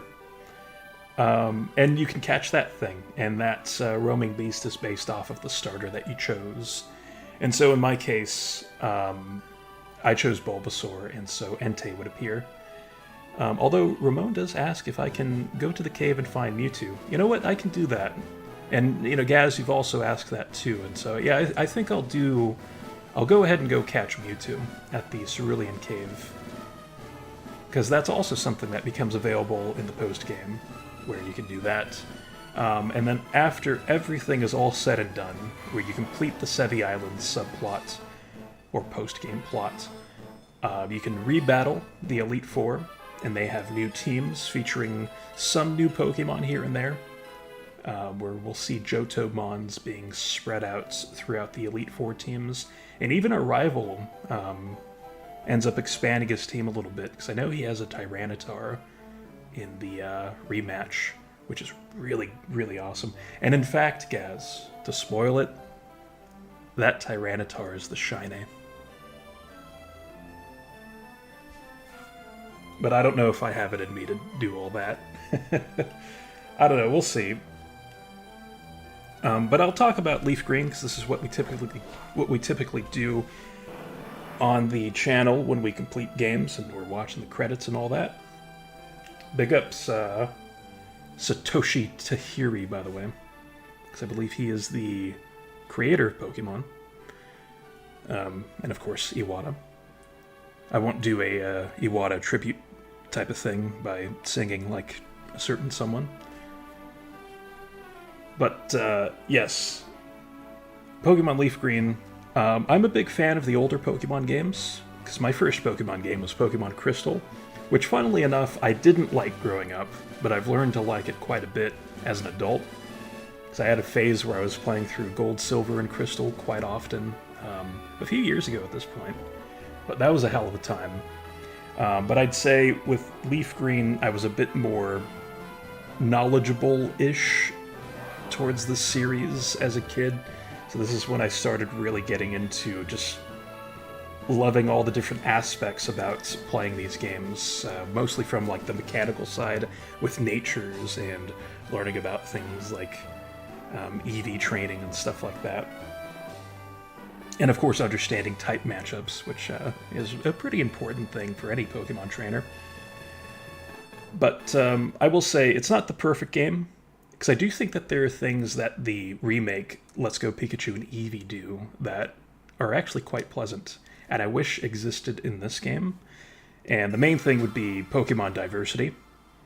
Because I feel like the routes get very samey with the wild encounters, and it doesn't really encourage you to do too much exploring in bushes in later routes and stuff. But we'll go ahead and load up here. Because that was actually a very short credit sequence. I guess I was rambling a bit about the post-game, but yeah. LeafGreen, though, is still one of my top Pokemon games. I wouldn't say it's like the best or anything, even from Gen 3. I do think Emerald and XD Gale of Darkness are a bit better, but, you know, the Kanto is the Kanto region. It's a classic, and I quite enjoy it. And I also love how, in this game, it's not necessarily a straight path that you're taking throughout the region. Like, there are some twists and turns, especially with the fairly random thirstiness of the guards, which actually reminds me of some commenters in their thirstiness for celebrity women. Not naming names or anything. They're not going to watch this anyway, but anyway, you know, you get things like that, roadblocks that are just completely random and just nonsensical. But I like that because it kind of makes you have to take different routes and think a little bit more about where you're going. And it also allows you to tackle these gyms and stuff throughout your journey in a different way. Because what I did was different than what the real-life Pez did when he was playing through this game. And of course, Pez being a personal friend of ours of the channel. But anyway, there are a lot of things I do enjoy about this, and of course the Gen 1 Mons. I love a lot of Gen 1 Pokemon. And I'm actually curious if our mom has anything to say about our recent exploits. Nope, she just wants us to take a rest. Well, that's kind of wholesome in its own way. She's always looking out for us, I suppose. And our general well-being, so that's nice. But yeah, just Gen 1 Pokemon in general, I am such a big fan of. I feel like the newer crowd probably doesn't have that same appreciation for the older Pokemon, but that doesn't really bother me much. You know, I still love the Pokemon that I love. Alright, now we ended up getting the XP share. I got that off screen. But we need 60 Pokemon now. And we're gonna have to actually go through this first route to get to a Pokemon Center to get to the PC. To get our flyer. So I think he said we were at 56 now? No, 54. Oh, which by the way, I just saw that. We get a nice star for our trainer card. So if we wanted a true 100% playthrough, we would have to get all the trainer card stars. Oh my gosh. But I'm not going to do that. Instead, I will advance forward and get enough Pokemon to be able to do the side activities. I don't think that you need the 60 Pokemon for the Cerulean Cave with Mewtwo. I think they just let you in by becoming the champion.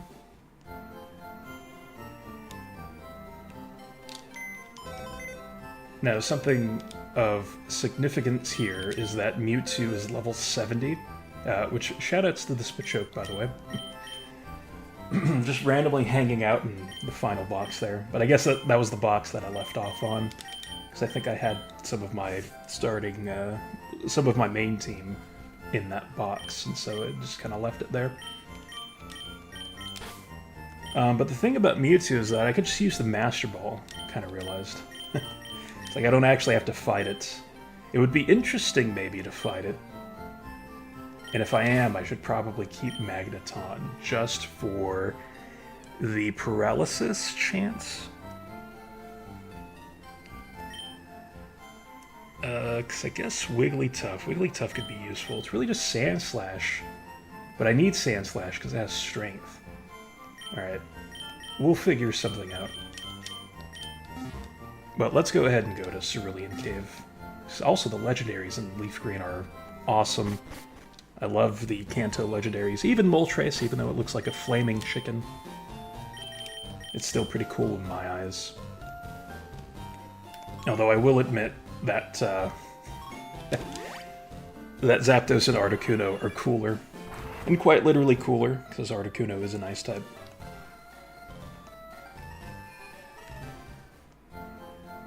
But alright, since we are here though, let's go ahead and put Magneton on our team.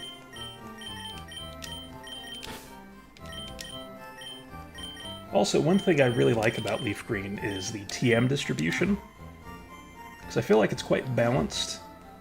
I feel like Emerald, for example, / Ruby and Sapphire spread out the TMs a bit too much. Like the good ones, anyway. You know, because Brick Break you get in Sutopolis. And so I do appreciate just having access to that nearly immediately. Let's go ahead and use a Max Repel here. And let's also save our game, just in case we are not allowed to access Cerulean Cave.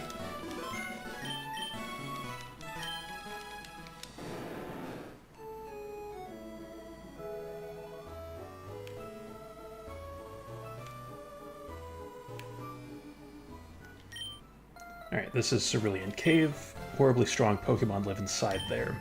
Takes a very special trainer to be allowed inside there. You'd have to be strong enough to become the Pokemon League champion, for starters. And you would have to have made a great achievement. Well, wouldn't that be the same thing, though? Like, what is... Oh. Okay, so we aren't allowed to do this, then. Well, that's fine. Yeah, I'm not going to battle this trainer. I guess we do need the 60... Yeah, exactly, right, Ramon. Like, I was expecting to be able to do this, but it's alright. We just need 6, so there's a few Pokemon that I can get. Rip to the Max Repel I used before I saved. So I'm assuming then that means you have to complete the entire Sevi Islands plot. So let's move our pokes around. Put Magneton to the side. So I'm sure we have tons of money at this point, because a way of completing the decks, for me anyway, yeah, we have $165,000, would be to go to the game corner and get some of the Pokemon there that I haven't gotten up to this point. So let's go ahead and fly to Celadon.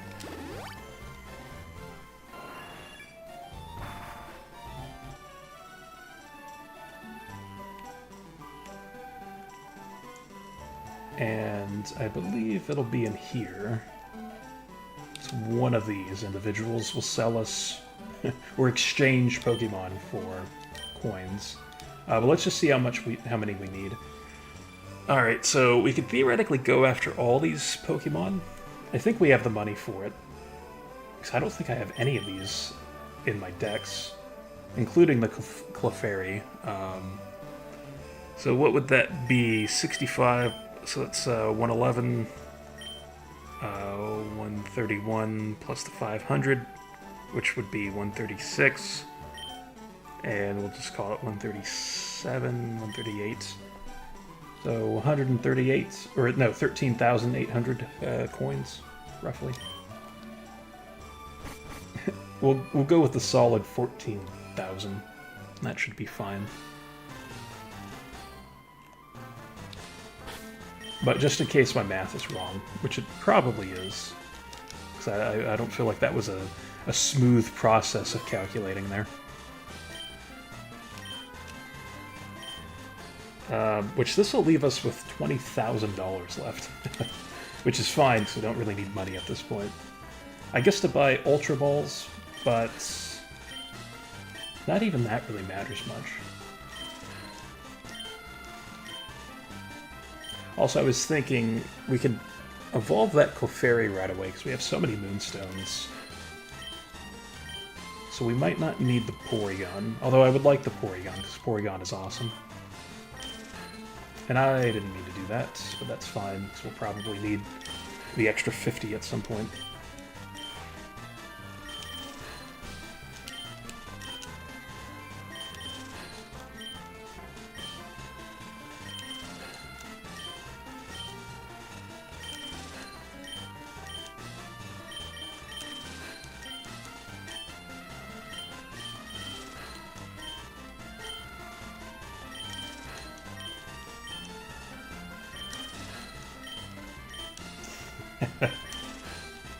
This is like the like Pez and DL method, where you just purchase the coins.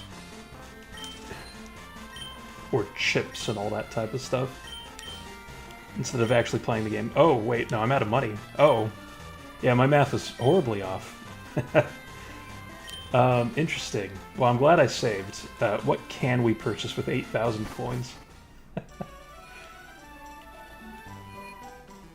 Well, I think my math for the actual Pokemon was right, but the conversion rate from money to coins I didn't really pay close enough attention to.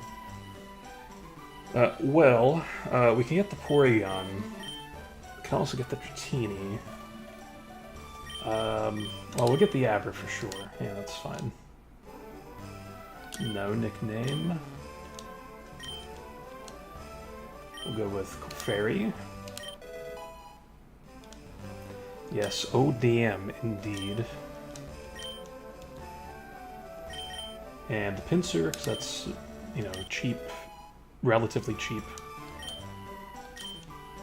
But now we just have 4,700. Oh, barely sneaking it in there. And we got the Dratini now. So I guess at least one of those purchases of the 50 coins was necessary. Okay. So that leaves us with 58 Pokemon. And I definitely have more than 2 Moonstones in my PC. So what that lets us do is go into Eric's PC, item storage, withdraw 2 Moonstones.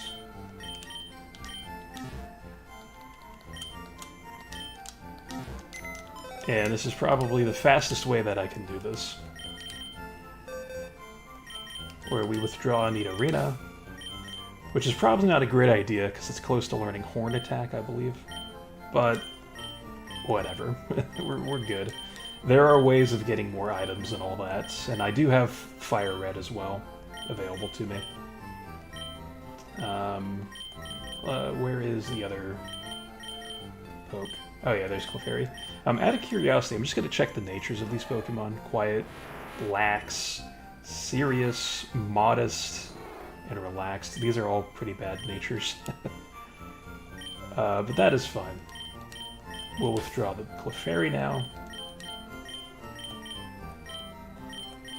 Put Gyarados right there.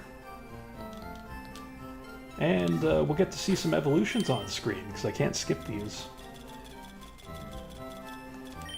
It's like I'd rather save those rare candies just in case we decide to do some extra Elite Four shenanigans.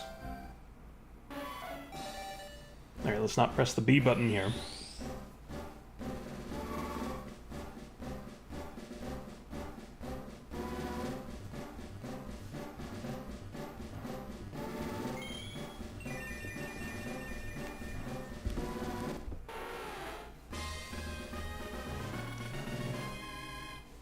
Alright, awesome stuff there, Nidoqueen. And then now we get to see Clefairy, who's normally a staple of my teams. Because really, Wigglytuff ended up taking the Clefable role on my team. And you know what? I didn't even talk about that, and I actually kind of feel bad for talking about that, or for not talking about that. My team itself, like, these are pretty much all Pokemon I've never used before, or at least not extensively.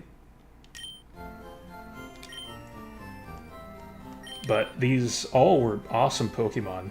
Well, not so much the Nidoqueen, Clefable, and Pidgeot in this. Well, actually, no. I'm going to give props to Pidgeot, because it's level 41 for a reason. It was basically the Pokemon I would use to level up other Pokemon with off-screen, so that way my main team wouldn't get too over-leveled. And Pidgeot was actually pretty decent, I have to say. Where did I get Jigglypuff? So I got that outside of Mount Moon, which I believe is Route 3. So right before Mount Moon, after leaving Pewter City. And I really like Jigglypuff, because Jigglypuff, it had Defense Curl and Rollout for a little while, And actually, I'm going to move these around. I know that they're just pixels, but I want to put them back in their original spots. But yes, Jigglypuff was a lot more useful than I thought it would be, to be honest. With rollouts and defense curl being used. So it's like Whitney strats from Gen 2. But quite effective, because there were even times where Pokemon would use like Sand Attack and Smoke Screen on me. It was mostly the birds, actually, like Pidgey using Sand Attack. And Jigglypuff would not have a problem. It would just still use Rollout. And even as a Wigglytuff, same thing. And then once I reached Celadon, I replaced those moves with more powerful moves, like Ice Beam and Thunderbolt, and of course the Screams. And it ended up being a very valuable member of my team, and put in a lot of work in the Elite Four, or against the Elite Four. So yeah, Wigglytuff, really awesome. Much more awesome than I think most people would think. Of course, Gyarados is Gyarados. People know how awesome Gyarados is, but I've never really used one before, and its special attack moves actually were very useful throughout this playthrough. Like, its whole purpose, I think, is being this physical beast that can just boost itself up to astronomical levels with Dragon Dance. But its special moves were still very useful, because we didn't have Earthquake when we fought Blaine, but Gyarados still was able to do quite a bit of damage with Surf and Rain Dance. And funnily enough, that Repel ended up wearing off pretty much right where we activated it. So we've come full circle. And actually, I'm foolish. I think we have to speak with Professor Oak. But that's okay, because that leaves us with some more time to ramble. Because I think Oak needs to upgrade our decks to the national decks, and then that will be the great achievement. Maybe. I still think we might need to do the Sevi Island stuff, but we'll see. But anyway, Venusaur was a fantastic starter. And I should stop putting Gyarados in the box, because that actually lowers friendship. And that's not good for return. But yeah, Venusaur just made the early game incredibly easy mode, because of all the poison-type moves that would normally poison me and be very annoying. It ended up being just this phenomenal tank, and really carried the team in the early game. It clearly fell off a little bit here at the end game, but it was still useful when I did use it. So let's see what Oak has to say. We now have 60 Pokemon. Yes, we now have at least a Pokedex that's turning into respectable.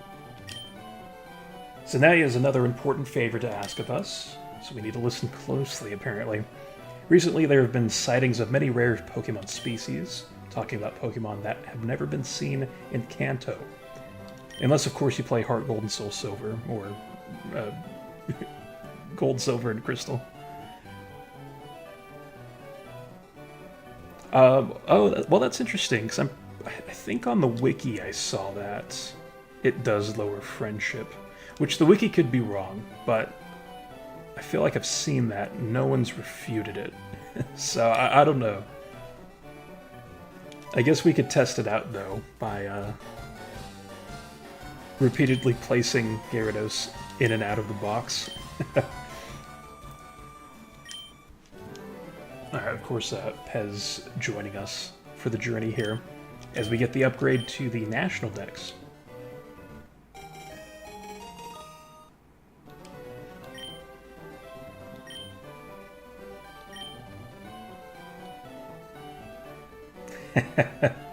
Love that. Gramps, calm down. Don't get so excited. Well, honestly, if this is our ticket to Sig Mewtwo, I mean, you know, I'm pretty excited myself.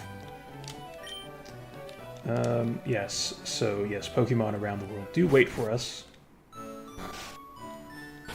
including those that are hidden in Cerulean Cave.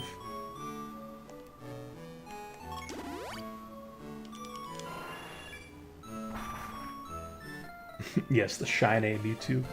Oh god, could you imagine if that is shiny? Oh, It would be genuinely monumental.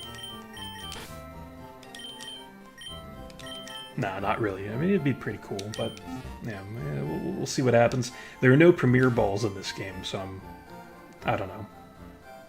I feel some kind of way about that. So I'm kind of glad we haven't run into any shiny Pokemon. Because I do love catching these shinies and Premier Balls. But anyway, yeah, so the Venusaur, awesome poke. Again, let's save our game here. We talked about Jigglypuff / Wigglytuff, which, again, awesome Pokemon. Very underrated. I think Clefable is a bit better in the offensive realm, since Clefable can learn Calm Mind. So you use Volt Beam and Calm Mind with whatever fourth move you want to use. I typically use Thunder Wave by teaching Clefable that from the Silphco, but I do like the screen strategy that we ended up using.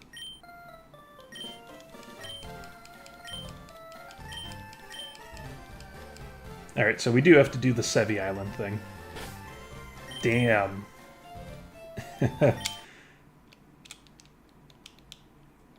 Well, what time is it? 11:30? I suppose we could probably get started with the Sevi Island thing and maybe wrap up tomorrow.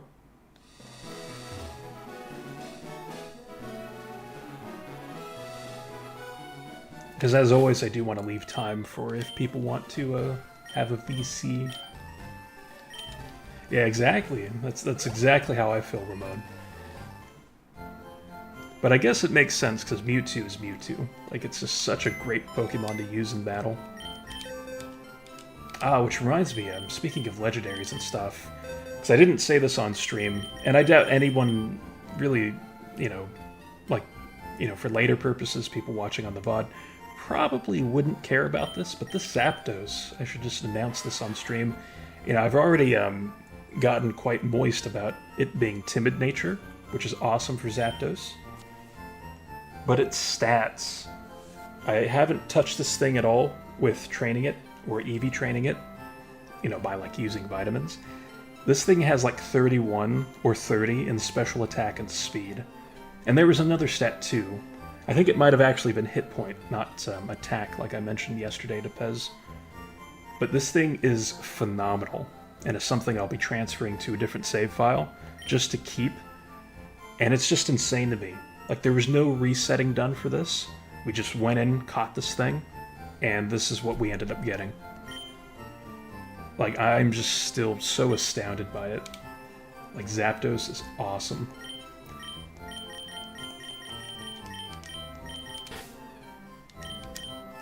But our next Pokemon, I guess I should talk about, would be Magikarp / Gyarados / Banana.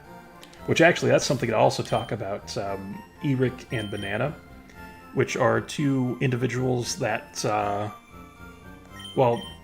they're both nicknamed after two people who often join the TikTok stream. Husband Eric and the Liver Giver. Which, by the way, I should say Husband Eric's actual name, which is son of Rap Bear's dad. Because they both have been awesome. So if they are watching on the VOD, they are very much appreciated for their contributions to the stream on the TikTok side of things. And of course, we'll give a shout out to Ramon 9.1. So I noticed you have been here watching and commentating as well. And it's been super appreciated. Just so nice to have people who are good people and commenting great things, So I really do appreciate that support. And also, of course, Al, Gaz, and DL in the YouTube chat. I know DL's not here today, but he usually is, and it's always very nice when he is here. Which I believe this is where we can venture off to One Island. Am I mistaken by this? I don't think I am. Yeah, no, because there's the pier down here.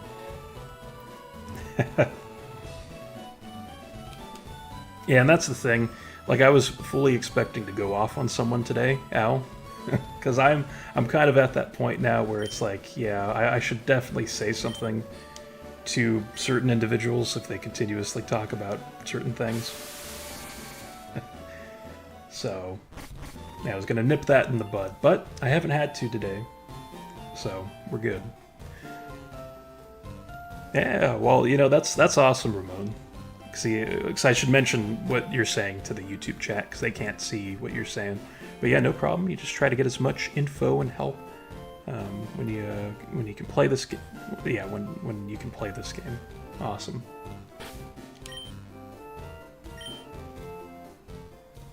Or I'm sorry, help that you can when you play this game. So yes. Clearly my reading abilities are fading away, but I do understand your sentiment there and what you're saying. It's awesome stuff. You know, it's great to have people like you around. Now, in order to initiate the Sevi Island plots, I do believe we need to speak with Celio.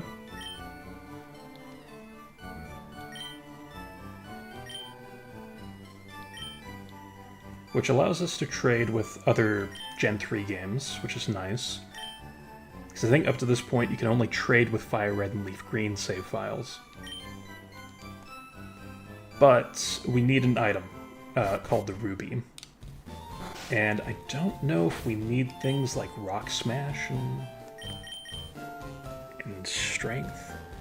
So we have Strength covered, but not so much Rock Smash, so let's go ahead and get a Pokemon from the PC to potentially handle this.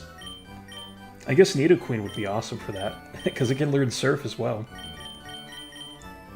But I feel like I taught Dugtrio these moves. I didn't. But we'll go ahead. Actually, you know what? Because Nidoqueen can learn Surf. So let's go ahead and do this. We'll put Sand Slash on the sideline for now, I guess.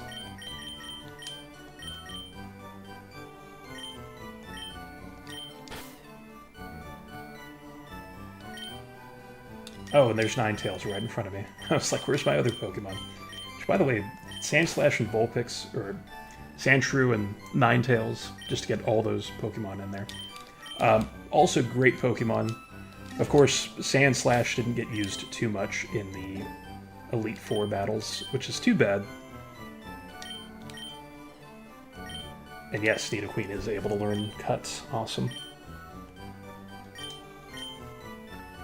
But throughout the journey, though,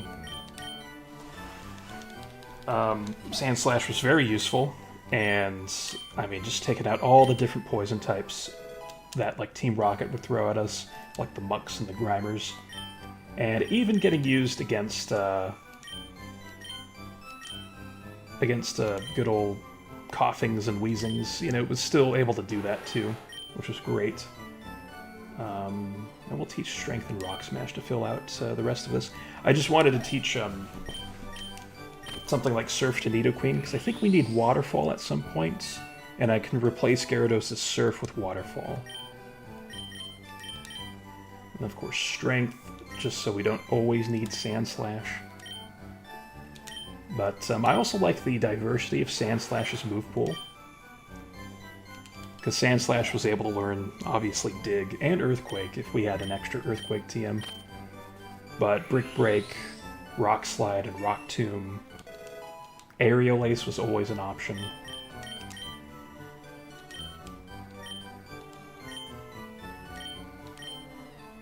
And so yeah, it's just it's a really good Pokemon, I think. And then with Vulpix, that Safeguard by Vulpix / Ninetales came in handy so often against a lot of different trainers, and it was just so great. It was so nice to have that. Let's actually put Wigglytuff in the front here.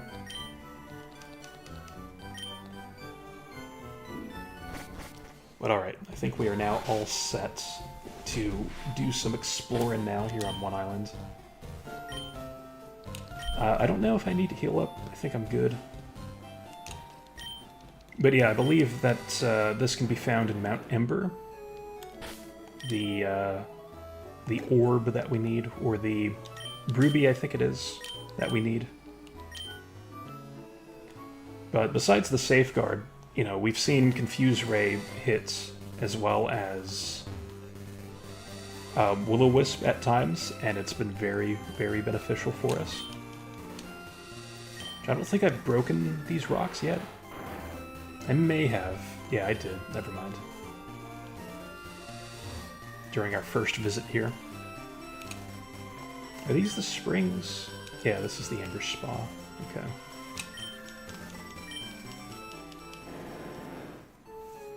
But even though Ninetales' only attacking move was Flamethrower, it was still a very vital member of the team.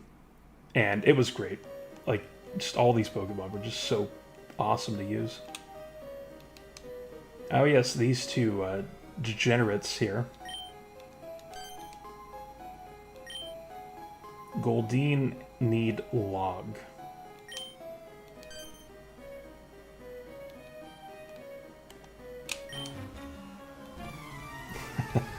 So I forgot about this. Team Rocket is involved in the post-game here, as they're doing some shenanigans on the island, clearly.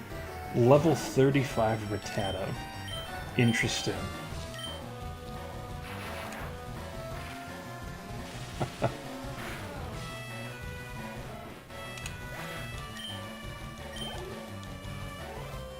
Oh, okay, at least he also has Eradicate, but oh my gosh. That was genuinely a head-scratcher there.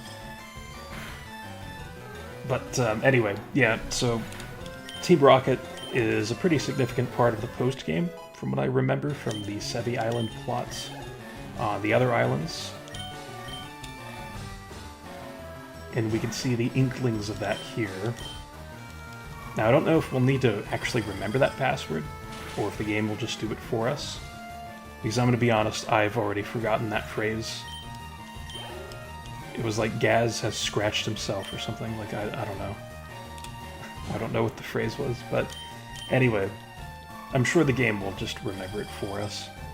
If not, we can always refer to the VOD.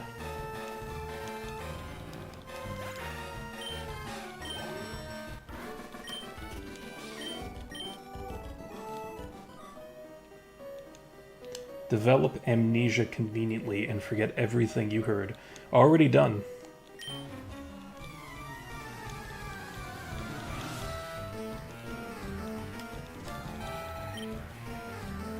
Alright, Cubone, really?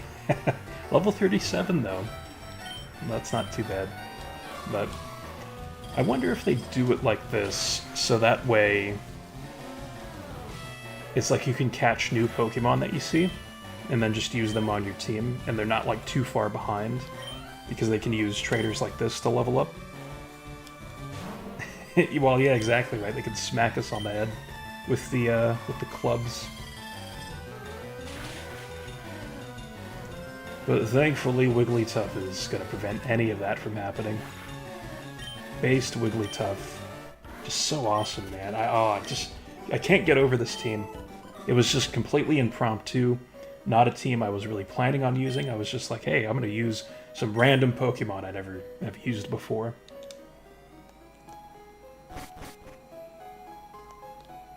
So now we're in this side path of Mount Ember,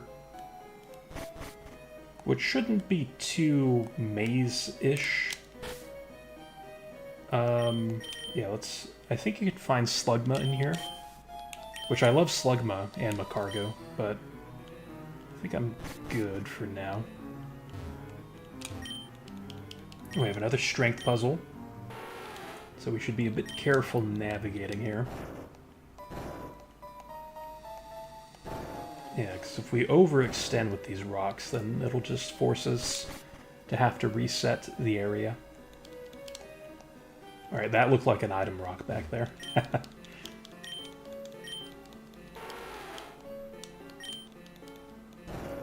Alright, again, I won't overextend. Not that I think...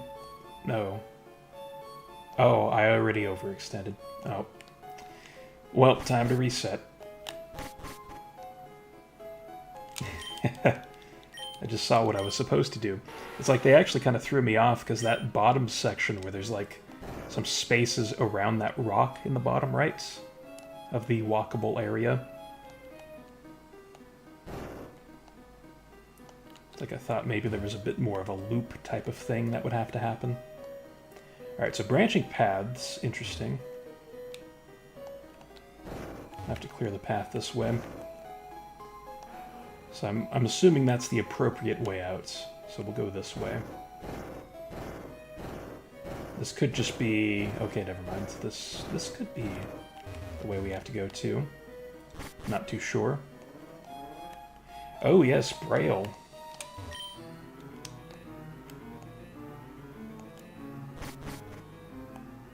And there's the ruby. Awesome.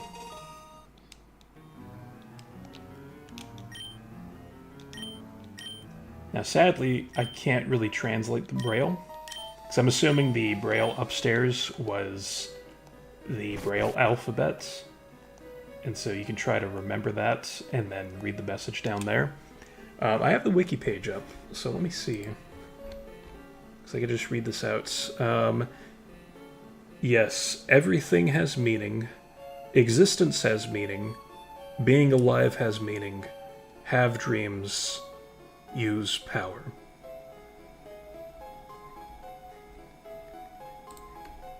Which is actually kind of deep. It's like the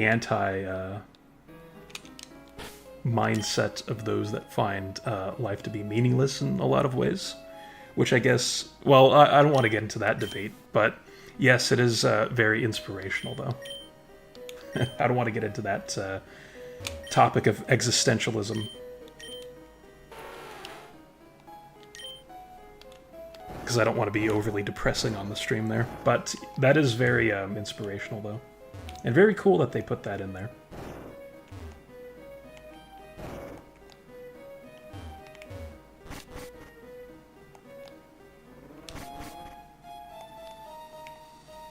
Alright, so now that we have the ruby, we can head back to Cilio. And I wonder if we can fly from here. Oh, very nice, we can. We can also fly to the other islands, which is really, really nice. And then this... I'm afraid to click on this, but I'm assuming it would show us the Kanto map. Well... Oh, that's the Okay, never mind. That's just cancel. Never mind.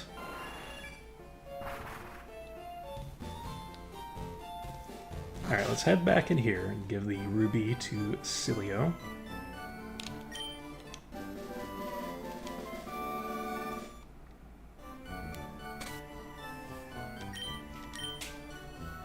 Oh, he wants a favor from us. I'm a little nervous here, especially being on these secluded islands. While I was studying gemstones, I discovered something important. There's another gem that forms a pair with this ruby. Ooh, is it a sapphire by chance? Alright, so it's supposed to be in the Sevi Islands. So we need to find the other gem. He's going to tear up our our passport and give us this fake passport thing. So it's a rainbow pass that lets us go to all of the Sevi Islands. Perfect.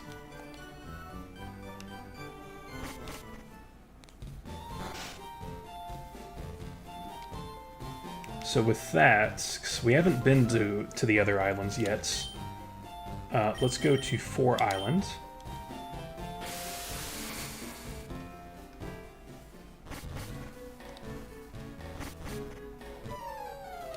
Oh. Pez already? What are you doing here at the Seven Islands? You should quit copying me, you know? No, well, actually, I probably should quit copying that voice. Alright, so he talks about Pokemon eggs, which is quite interesting, because in the mainland of Kanto, you're not able to breed Pokemon. You can only leave one Pokemon at the daycare at a time. But here on the Sevi Islands, we are able to leave multiple Pokemon at the daycare here. which, by the way, this music is a remix of various towns, I'm sure, in the Johto region. But I'm pretty sure this is Johto music. But yeah, that's, yes, so there's some new info there then, Ramon. Because, yeah, it's kind of unfortunate, because I know in Ruby, Sapphire, and Emerald, you're able to, properly, breed Pokemon. But in this game, it's restricted to the post-game and breeding. Apparently this guy collected stickers. I'm nervous. Tell me something awesome about himself. What will I brag about? Hall of Fame. Yes, let's do that. And nice, he's given us the Hall of Fame sticker. Cool. So we still have the star, but where is the sticker? Was it the little ribbon thing at the top left of the trainer card?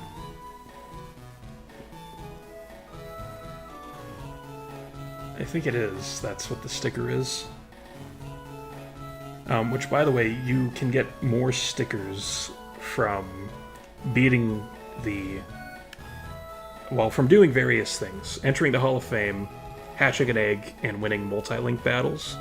But then there are tiers, so you can improve that sticker in the top left corner to where currently it's like this, I don't know, pinkish type of color. But it eventually can become a blue color, a gold color, and then a silver color. Funnily enough, silver is the highest tier, which I guess is kind of cool, because it looks less gaudy and more professional than gold does. So that's neat. Now we have one of those. This is Lorelai's house. I don't remember the exact amounts, but it's something crazy, like you have to beat the Elite Four like 250 times or something in order for Lorelai's house to contain all of the possible plushies that she collects.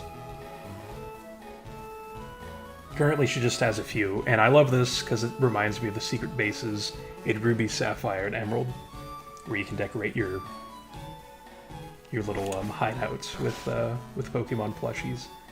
And I just love that so much. Like, speaking of remakes, I know in Brilliant Diamond and Shining Pearl, they, in my opinion, improved the Underground from Sinnoh / Gen 4 quite a bit, where I thought it was really awesome, but they took away hidden bases and stuff, like actually being able to decorate them properly with furniture. And I didn't like that.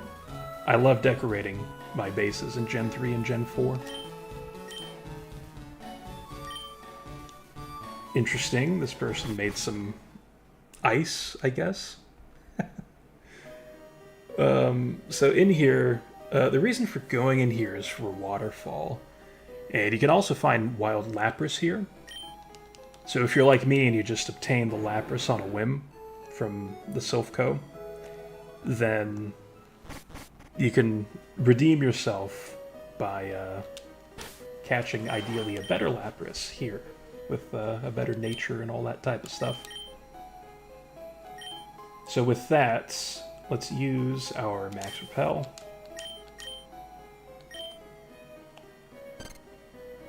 Ooh, yes, breakable ice. So this is like a certain someone's gym. Wallace / Juan from Ruby, Sapphire, and Emerald.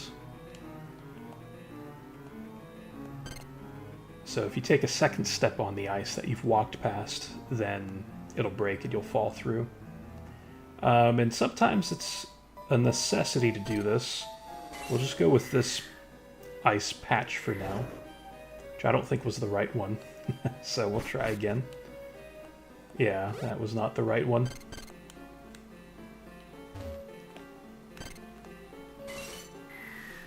Now, I've never done any of this before. I just know a bit of this information based off of stuff I've read on the wiki. So we're just kind of freeballing this process here. And hopefully it won't be too annoying seeing me repeat certain things here and there.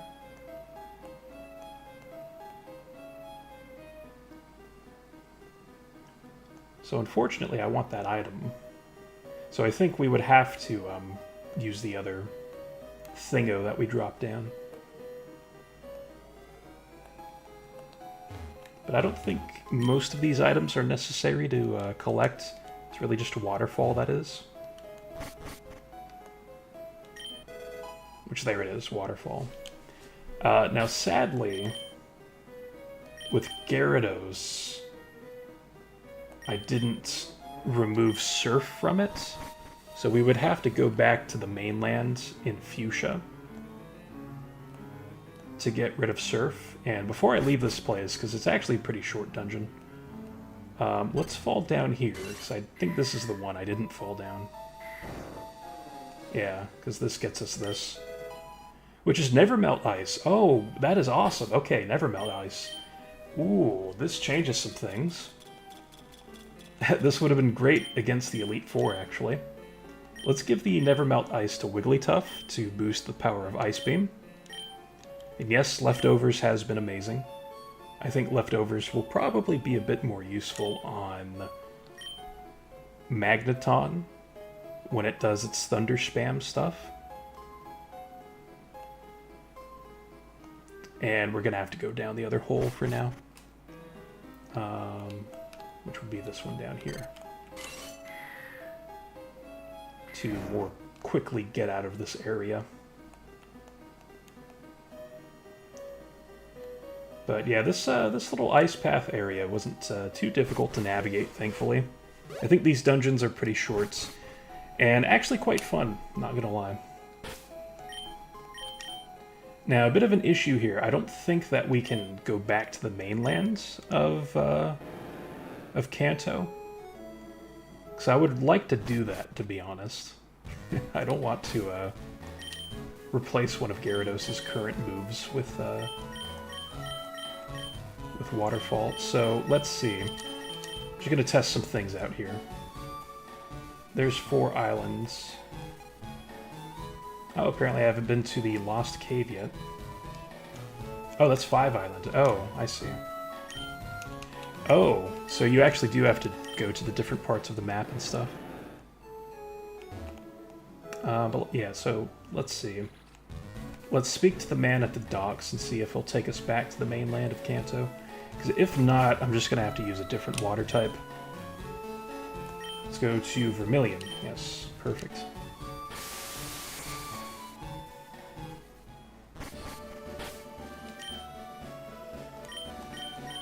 Eventually we will put Surf back onto Gyarados. Because I don't want to carry this Nidoqueen with me when we take on Mewtwo later.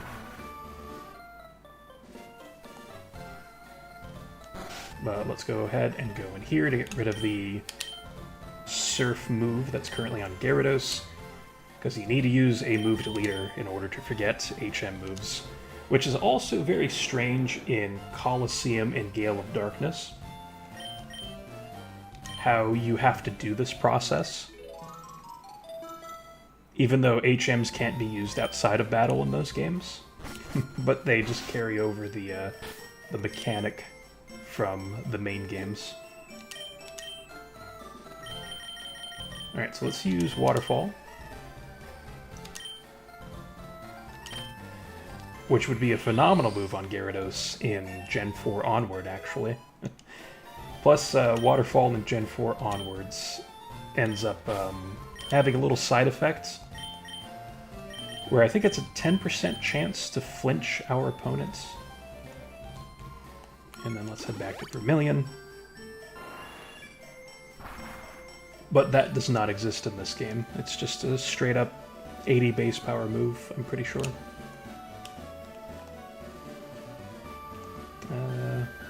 I always get turned around here, and I don't know why, because it's not a very complex location. Alright, let's go to 4 Island. What would other be? Oh, the other islands, of course. I figured we would have had to have gone through the lists in order before unlocking access to the other islands. But this works too. With the lovely music. Which, by the way, this is the daycare. We can see Awesome Nidoran at the very top of the screen. It's very cute. Nice Dodu and Psyduck. I love that. Let's actually go into these other homes before we leave here. Oh, nice. It's two larger people making out. Ready? Oh, jeez. They might be doing more than just making out. We're having a body slam match. Oh, okay, well, this just kind of writes itself at this point. I don't know if I want to join them, but I guess this guy can teach us body slam, which is actually a very useful move. I think it's an 85 base power normal type attack that has a 30% chance of paralyzing, which is very nice. But I'm getting out of here. Honestly, on Gyarados, that wouldn't be too bad. Lorelei has returned, but I didn't see her, though. She may have just stopped by in the house, but not actually stayed there. So I think you find Lorelei somewhere. But we do have to go back into this cave, because it does have a waterfall that we can now access. And I'm not sure if I used a repel yet. Let's see. There we go.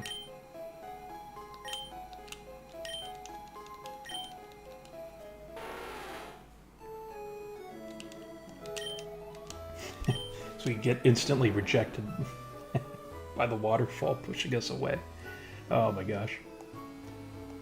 Alright, two paths. Don't know if they lead to the same spots. They do, but I'm glad I checked anyway. Sometimes they put like little hidden items in certain spots. Oh, Lorelei fighting these Team Rocket members that apparently also have access to Surf. Do as I say, or you'll have me to answer to. Yeah, and I wouldn't mess with Lorelei. She's quite a tough cookie.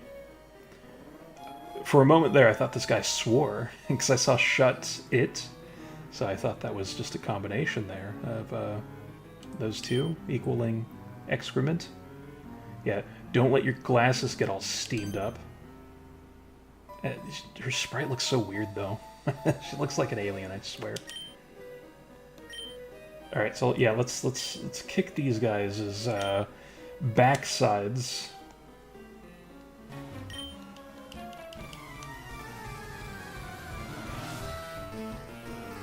No, man. It would have been awesome if we had like a double battle, kind of like how you do with Steven at the Moss Deep Space Center in Emerald. That would have been pretty cool. I mean, honestly, it did kind of look like that. I was like, wait a minute. But I think that's just the brain rot, where it's like I'll read things that people are writing in completely normal situations, but then I like misread them initially, and my brain has this reaction to it. It's like, well, wait, what the hell did I just read?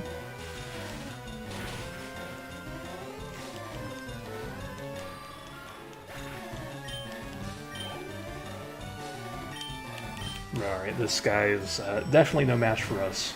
I'm sure Lorelei is also having a hell of a time with them.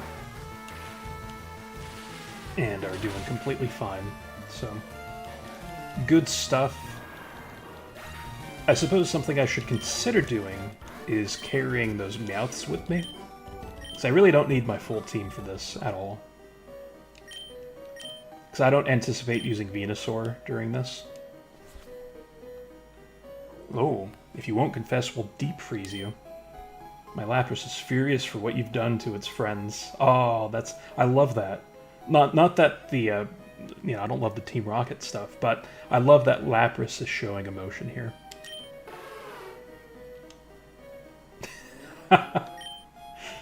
Oh, it's a shame you can't see, like, the sprite of Lapras using Ice Beam or something. Alright, so there's a Rocket Warehouse on 5 Island.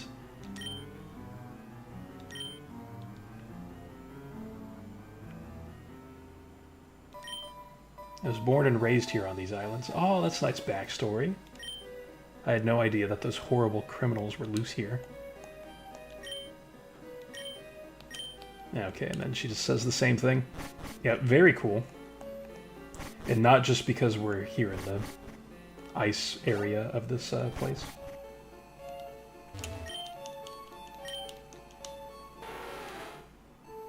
Which I also love that in Let's Go Pikachu and Eevee, there are no Sevi Islands, which is unfortunate because I've actually been enjoying this so far. But Lorelei does get her time to shine, because they do a few different things with the plot here and there. So Lorelei is on the aggressive towards some Team Rocket members. I think near the power plant in that game is where you get this cutscene with her, like, spotting you and then noticing Team Rocket members, like, giving you some grief too. So she comes in and scares them away. So it's a really nice little detail. Like, honestly, I would say Let's Go Pikachu and Eevee are probably my favorite, like, modern Pokemon games. So we will need Nidoqueen. I'm not going to get rid of her. Sorry, I gotta clear my throat some more. We'll pick up one of these Meowth. So well, we don't need Sand Slash, so we'll put Sand Slash away. Let's get Meowth. So I just noticed between these, we don't really need Magneton, because Wigglytuff kind of handles the electric-type moves. But no, we don't really need the amulet coin at the moment.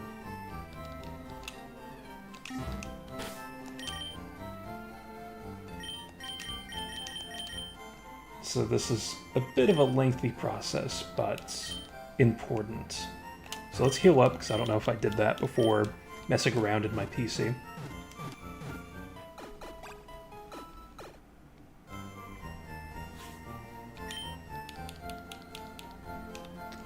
And now we'll go to 6 Islands. I don't know if you can just travel there naturally. I don't think you can. I think you have to use the ferry. So I'm going to go ahead and do that to get to 6 Island. And then afterward you're able to just fly. I didn't want to go to Vermilion. Did I? I clearly misclicked or something. Alright, let's go to 6 Island. What the hell am I doing?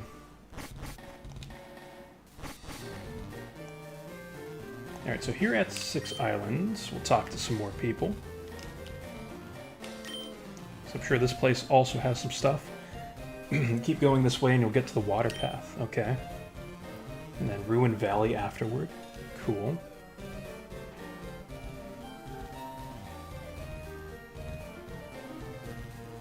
I'm not sure if I should go north. Water Path is a long route on the east side of the main islands. It links the town to Green Path to the north and Ruin Valley, then south. Northern Island holds 2 isolated homes. Alright, so I'll go north then first. Because I did pull up a little wiki guide. Just so I don't stray off the beaten path too much.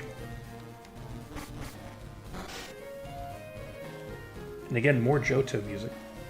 Very lovely. But a little hidden spot here. So we have a Lepa Berry. Nice. That restores PP.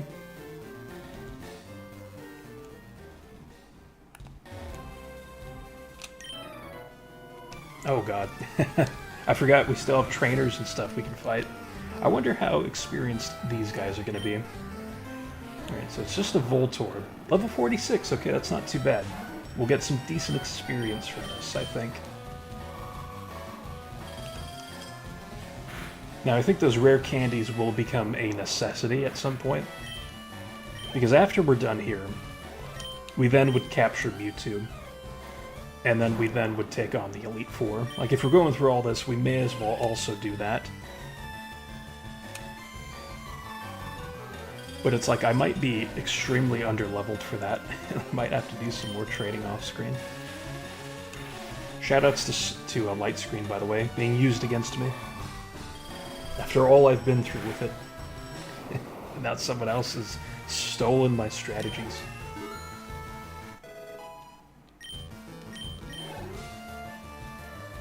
Okay, Electrode. Yeah, it's a bit risky, but I'm going to go with Banana. Because I want to use physical moves, and Wigglytuff will definitely not knock out an Electrode with Ice Beam. So let's use Earthquake here. Because I'm sure that this thing can explode on us, or even use something like Thunder Wave and be very annoying.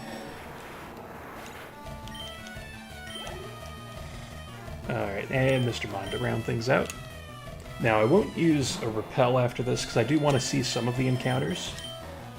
So I remember Pez in real life telling us that the Johto Pokemon that you can run into are significantly lower leveled than everything else. And I was curious about that. So again, we'll head north and just kind of go from there.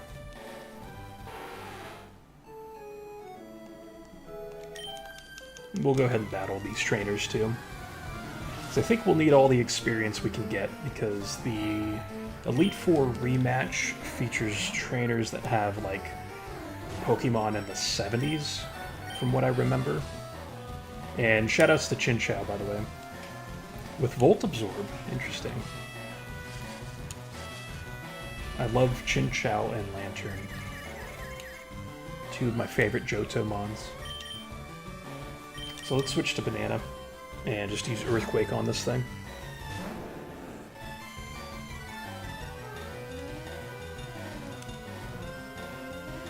Take down with a Chinchou, wow.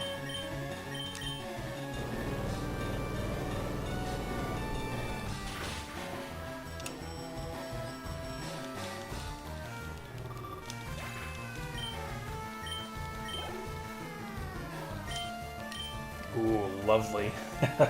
Alright, this swimmer is awesome. I love Lantern.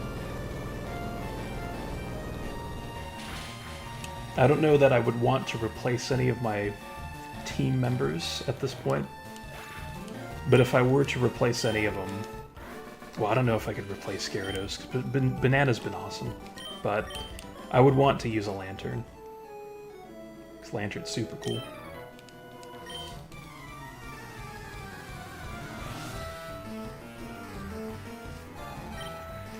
Oh, speaking of Gyarados. Thankfully, Intimidate will not matter here, so we'll just use Thunderbolt.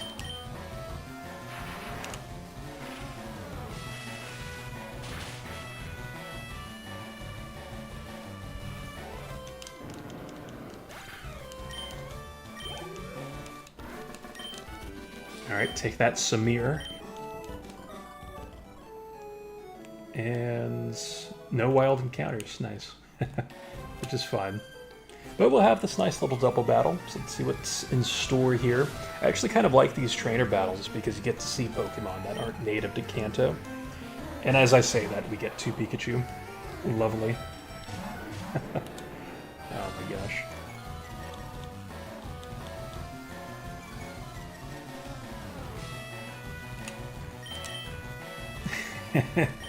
So I'm going to switch out Wigglytuff for Pidgeot, which seems kind of odd. But the reason is because I'm going to use Earthquake, and I don't want my ally to get affected by Earthquake. So Pidgeot getting some on-screen usage. It's like I've said before, it's just been my off-screen training Pokemon. That's been really nice to use. I really enjoyed using Pidgeot.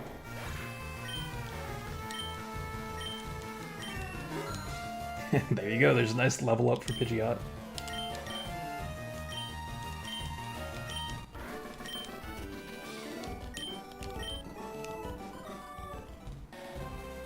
Okay, so we should probably go into these homes and just see what's inside.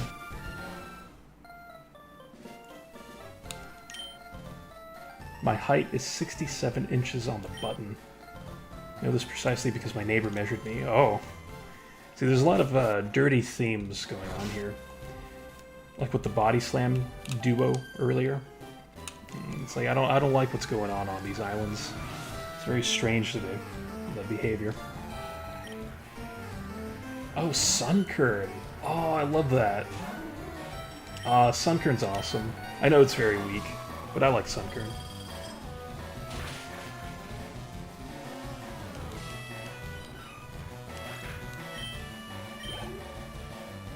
And then Sunflora, lovely. Let's see what its sprite looks like. Okay, not bad there. I do like Sunkern more than Sunflora, but yeah, Sunkern is much appreciated, as well as Hoppip, two awesome grass types from Johto. Oh. Apparently I'm being flirted with by some in-game trainer. Alright, let's go into this home. Let's see what's going on with the measuring stuff. Alright, Heracross, big and shiny. It's the Bug Boss. Love it, need it, Heracross. So this is the person that measured the other guy in the other building? It's a blank chart of some sort. Has spaces for writing and records of some kind. Interesting. Sadly, no Heracross to be found in that space. But I did see an item down here, so I may as well go for it. Queen uses Surf. Ooh, Elixir, yeah. That's gonna be handy.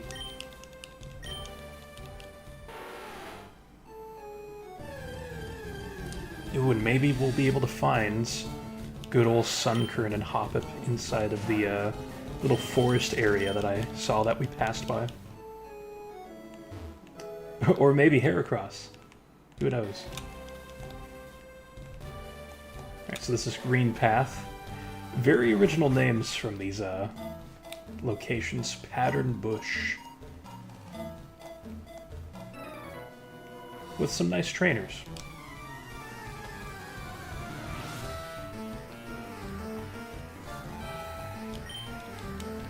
Oh, Farfetch'd. Hell yeah. Can always appreciate a Farfetch'd trainer. I know it's super weak. But I don't mind Farfetch'd. I think it's cool. You know, it's trying its best. I think that's the best way of putting it with Farfetch'd.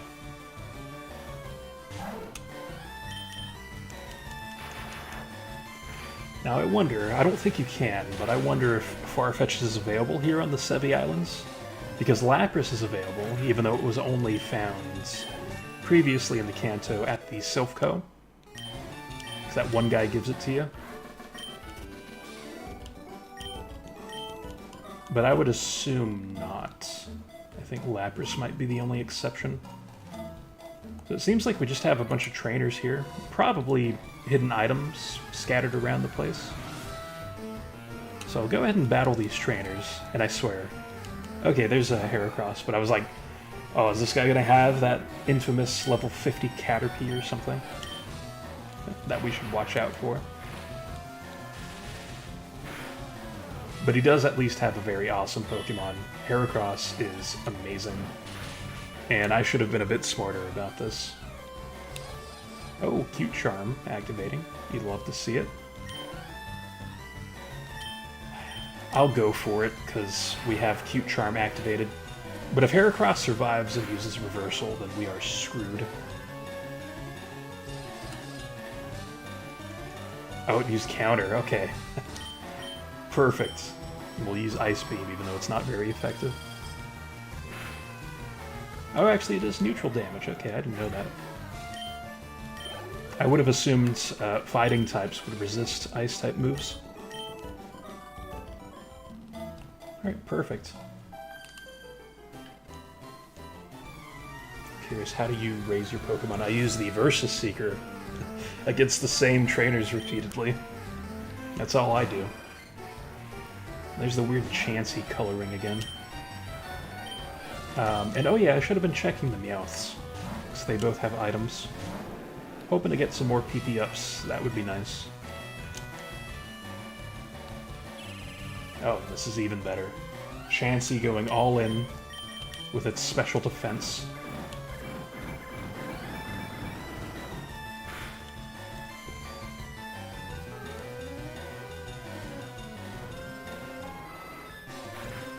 And it's like I've seen this a lot of people being critical towards the health bar being slow with certain Pokemon, primarily in Gen 4. I'm gonna be honest, I don't mind that. I think it adds to the drama, even if it does take a little while. Hey, a level 6 Caterpie. Lovely. Haven't seen that in such a long time. Oh, wow, 2 encounters back to back. With Kakuna, nice.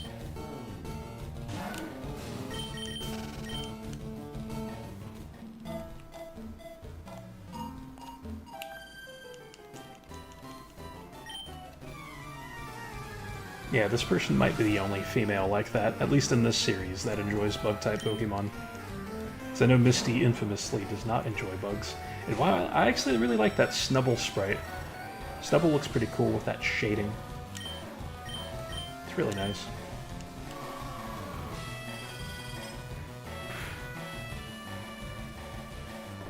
Oh, lovely by Wigglytuff and the Never Melt Ice.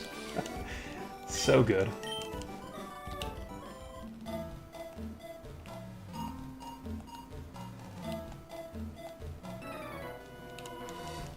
Of course, I am purposely going out of my way to fight all of these trainers.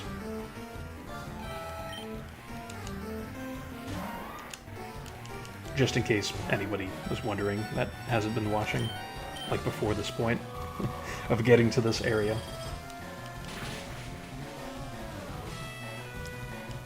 But oh man. It's like I'm thinking about the Elite Four rematches, and Lance will definitely have his Dragonite by that point.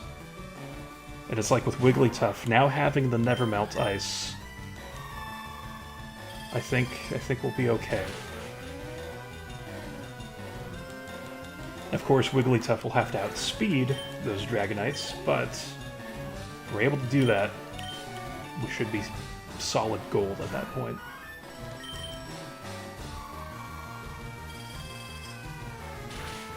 Alright, down goes Victory Bell. And we'll get a nice level up here for Wigglytuff. I'm okay with Wigglytuff and Gyarados getting over-leveled because I think they're my 2 most used pokes. I guess Magneton is also up there, but we have rare candies for Magneton. Looks like this is the exit here.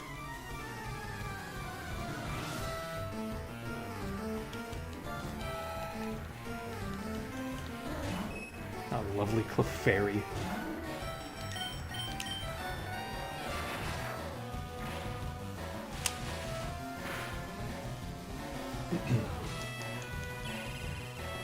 Alright, well that's perfect right there. Because I think at this point... Oh man, I keep forgetting to get those items off of Meowth. I think at this point I'm going to have to use Gyarados a bit more extensively, because we're running low on PP for Thunderbolt and Ice Beam. So I'd like to preserve that. Big ups Meteor Mash. That does 6 damage, but is still cool to see. So I think we're going to swap over now to using Gyarados a bit more extensively here.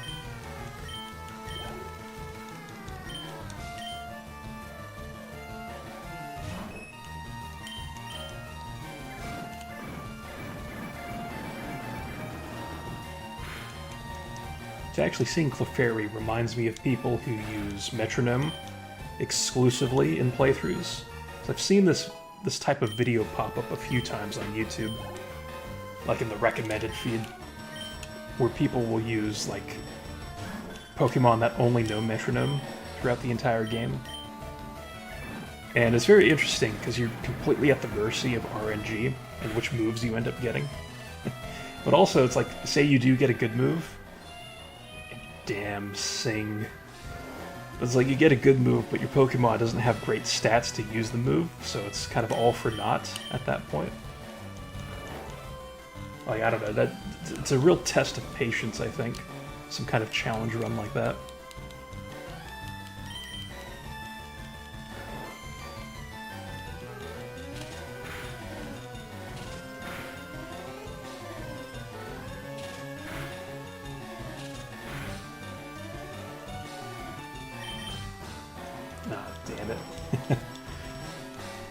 Who would have thought Banana's worst enemy in this entire stream would be a Clefable? Who's putting the smackdown, by the way, on Banana. And there we go. That's a cool little animation for Waterfall.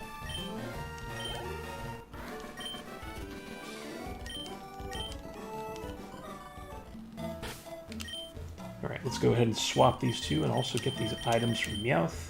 TM10 for Hidden Power. And the Oran Berry. So nothing quite all that eventful there.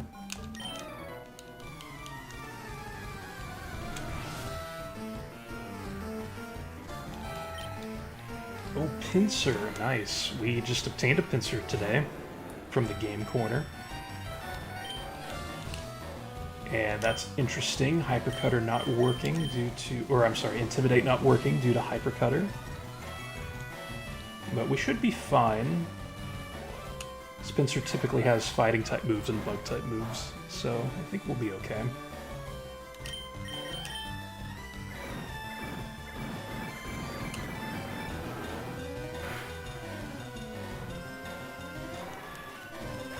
Down goes Pinsir. And the awesome Heracross getting lots of exposure here. I wonder if you can find Heracross here. I'm actually going to check that as this animation plays out. This is the green path and... Well, actually, this is Pattern Bush. And you can find Heracross here. 20% chance. Well, hell yeah. That would be an awesome Pokemon to add to pretty much any team. Heracross is amazing.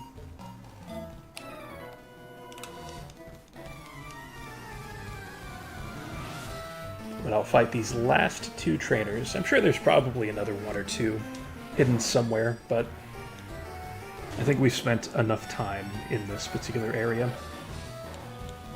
Do appreciate the Yanma. And its detect spam, of course. It's a shame that Yanma doesn't really have much use. I guess you can Baton Pass these speed boosts, but I think you need to breed Baton Pass onto it. And it doesn't learn it through level up. I could be wrong about that, but I'm not too sure. I know besides Speed Boost, its other ability is Compound Eyes, so its moves get boosted accuracy, which is nice for Sonic Boom and Supersonic, but you wouldn't really want to be using those moves in the endgame anyway.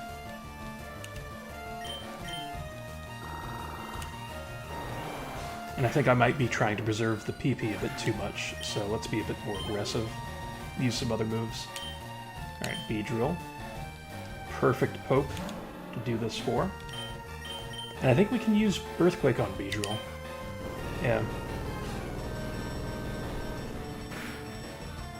Because it does not have Levitate.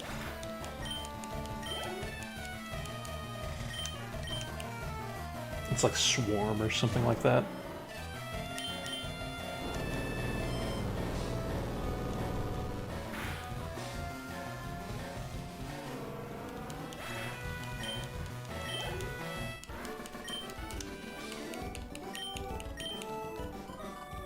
Alright, so that takes care of that. And then this will be the last one. Is that air delicious? You know what? I could see certain air being delicious. Oh, Hoppip! It's kind of creepy looking with the gold eyes there, but, you know, I like Hoppip. But yeah, what was I don't even know what I was saying after saying that. Good lord.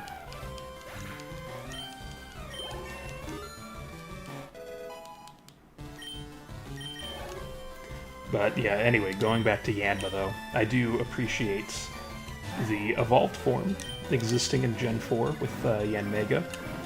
Because you can actually obtain Yanmega in Heart Gold and Soul Silver.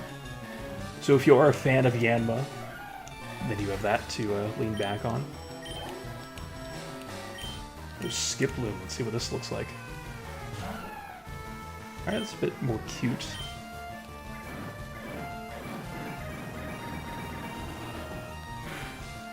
little puffy floating grass ball thing. Alright. Takes care of that. And then, sadly not a jump bluff, but another Skiploom. Would have liked to have seen jump bluff here.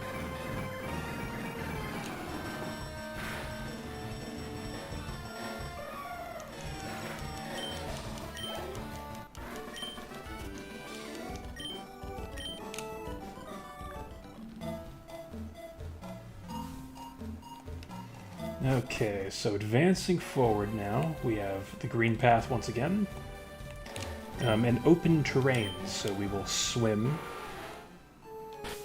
And let's actually use a repel here, as well as a hyper potion, may as well. Can always buy more later if we have to.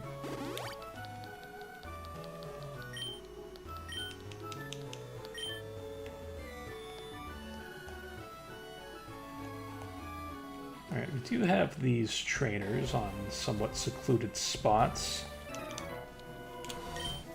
I was envisioning my house, but this is where I teleport, in all caps.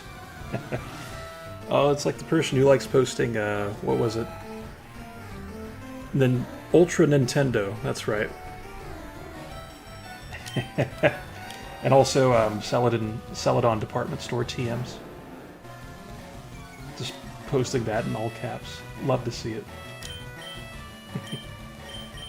Alright, so this is kind of sketchy because I'm low on PP, which I've mentioned before, but I'll mention it again. Kind of sweating a little bit from this, especially since my moves aren't knocking out things in one hit. Now, Nightshade is pretty useful for weaker Pokemon like this. I think with Sableye it can be a pretty solid move. Slowbro. Yeah, we'll swap out.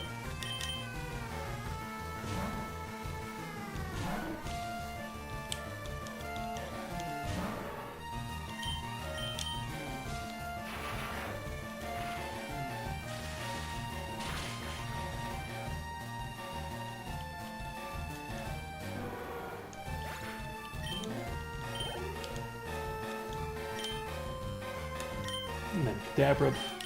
So then we'll clear our throat and swap back to Gyarados. And probably just knock this thing out real quick with a return. Which actually I'm gonna replenish my fluids here. Get some water.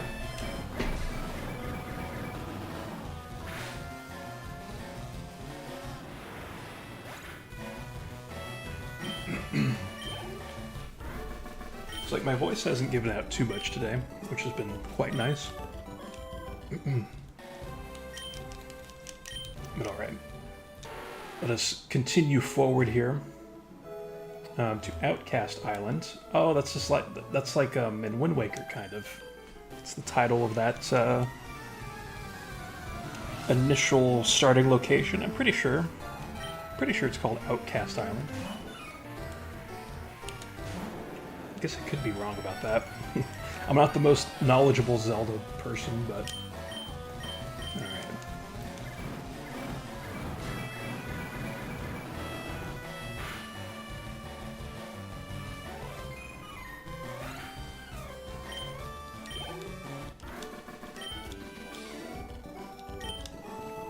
Yeah, I wish there was a faster way, too, to level up Pokemon. I suppose in the modern games there are, with the experience candies and stuff. But in these older games, you pretty much just have to use the Versus Seeker against whatever trainers you think are best for whatever Pokemon you're training up. It's a bit more of a grind, but I suppose that's what makes it all the more worthwhile when you finally get something leveled up to where you want it to be.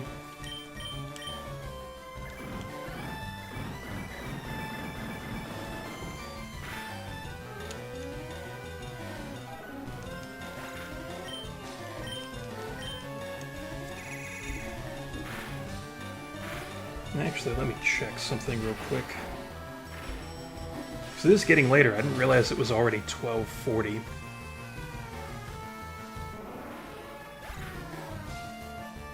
because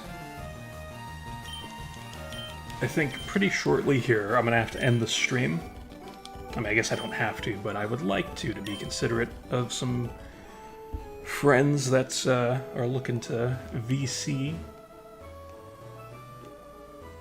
Because I typically don't get to chat with too many of my friends during the week, at least not over voice, because of time zones and all that. So I would like to be mindful of that, but in the meantime, though, we have a massive claw being moved towards us by this Kingler.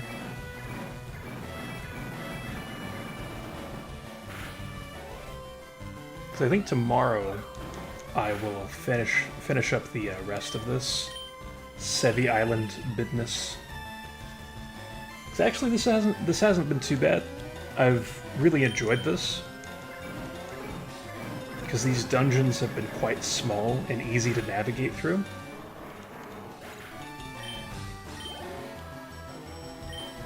Ooh, War Turtle. Yeah, let's swap out. See, now I'm starting to like combine words again, because that's something I tend to do.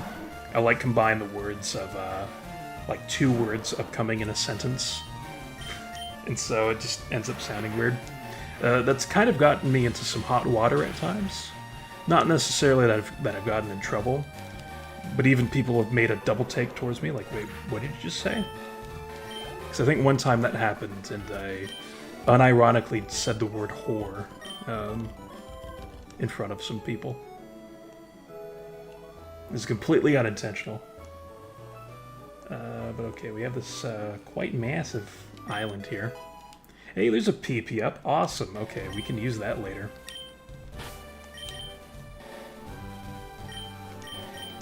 Let's put Wigglytuff back in front, and we'll get through this cave area. So I'm not sure what's here, but I'll go through it. And then I think after the cave, we will end stream and then pick up tomorrow where we left off. And maybe I'll do some side stuff, like behind the scenes, catch some Pokemon. Which, by the way, I really like this Quillfish sprite. It's actually really cool. Because normally, Quillfish is a Pokemon I don't like. Like, I don't really care for it, I should say.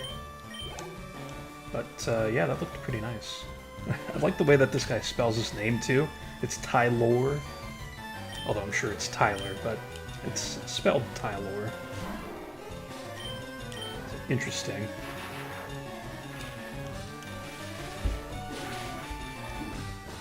But let me respond to this.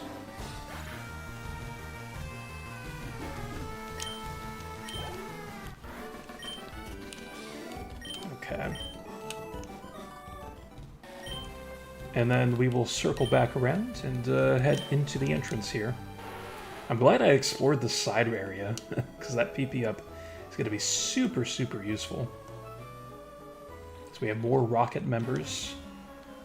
And there's shenanigans. There are no rare Pokemon around these parts. Not a one. Not a one. That burns me up, man. I'll take it out on you. No more sexual energy from these NPCs around here. Oh, with a muck. Nice. Cool. So Wigglytuff is approaching level 60, which is crazy. Actually, maybe that's something I should do off-screen in between streams, is train up my other Pokemon that are now lagging behind. Just so that way they're also prepared for the Elite Four and the Champion. Oh, the lovely Golbat. Nice.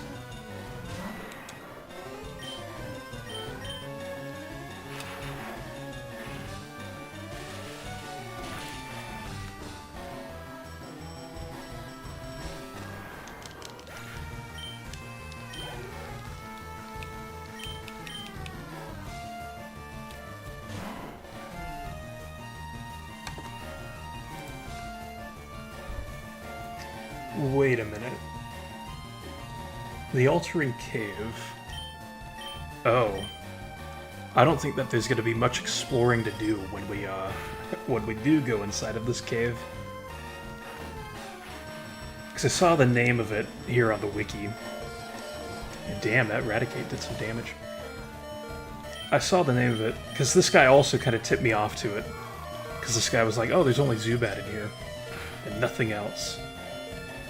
And it's like, with the Altering Cave, you only find Zubat there initially, but there are unreleased events out there that make it to where other Pokemon spawn inside of this cave. And so yeah, we're gonna go in here. There's nothing but Zubat, which I guess makes it a decent speed effort value training spot. But you can see that this place is empty. Like, there's literally no purpose to it outside of those unreleased events. Like, there are no items in here or anything.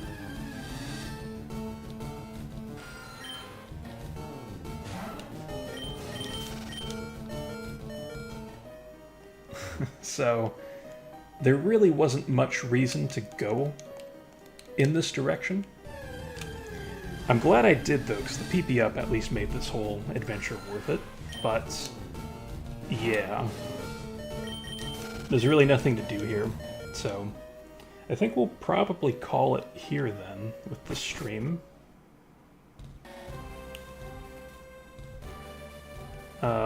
And yeah, I enjoyed myself with the post-game stuff to the point where I think tomorrow I would like to continue this and delay Red Dead Redemption 2 a little bit longer by finishing up the Sevi Island plots, catching Mewtwo, and then also defeating the Elite Four again.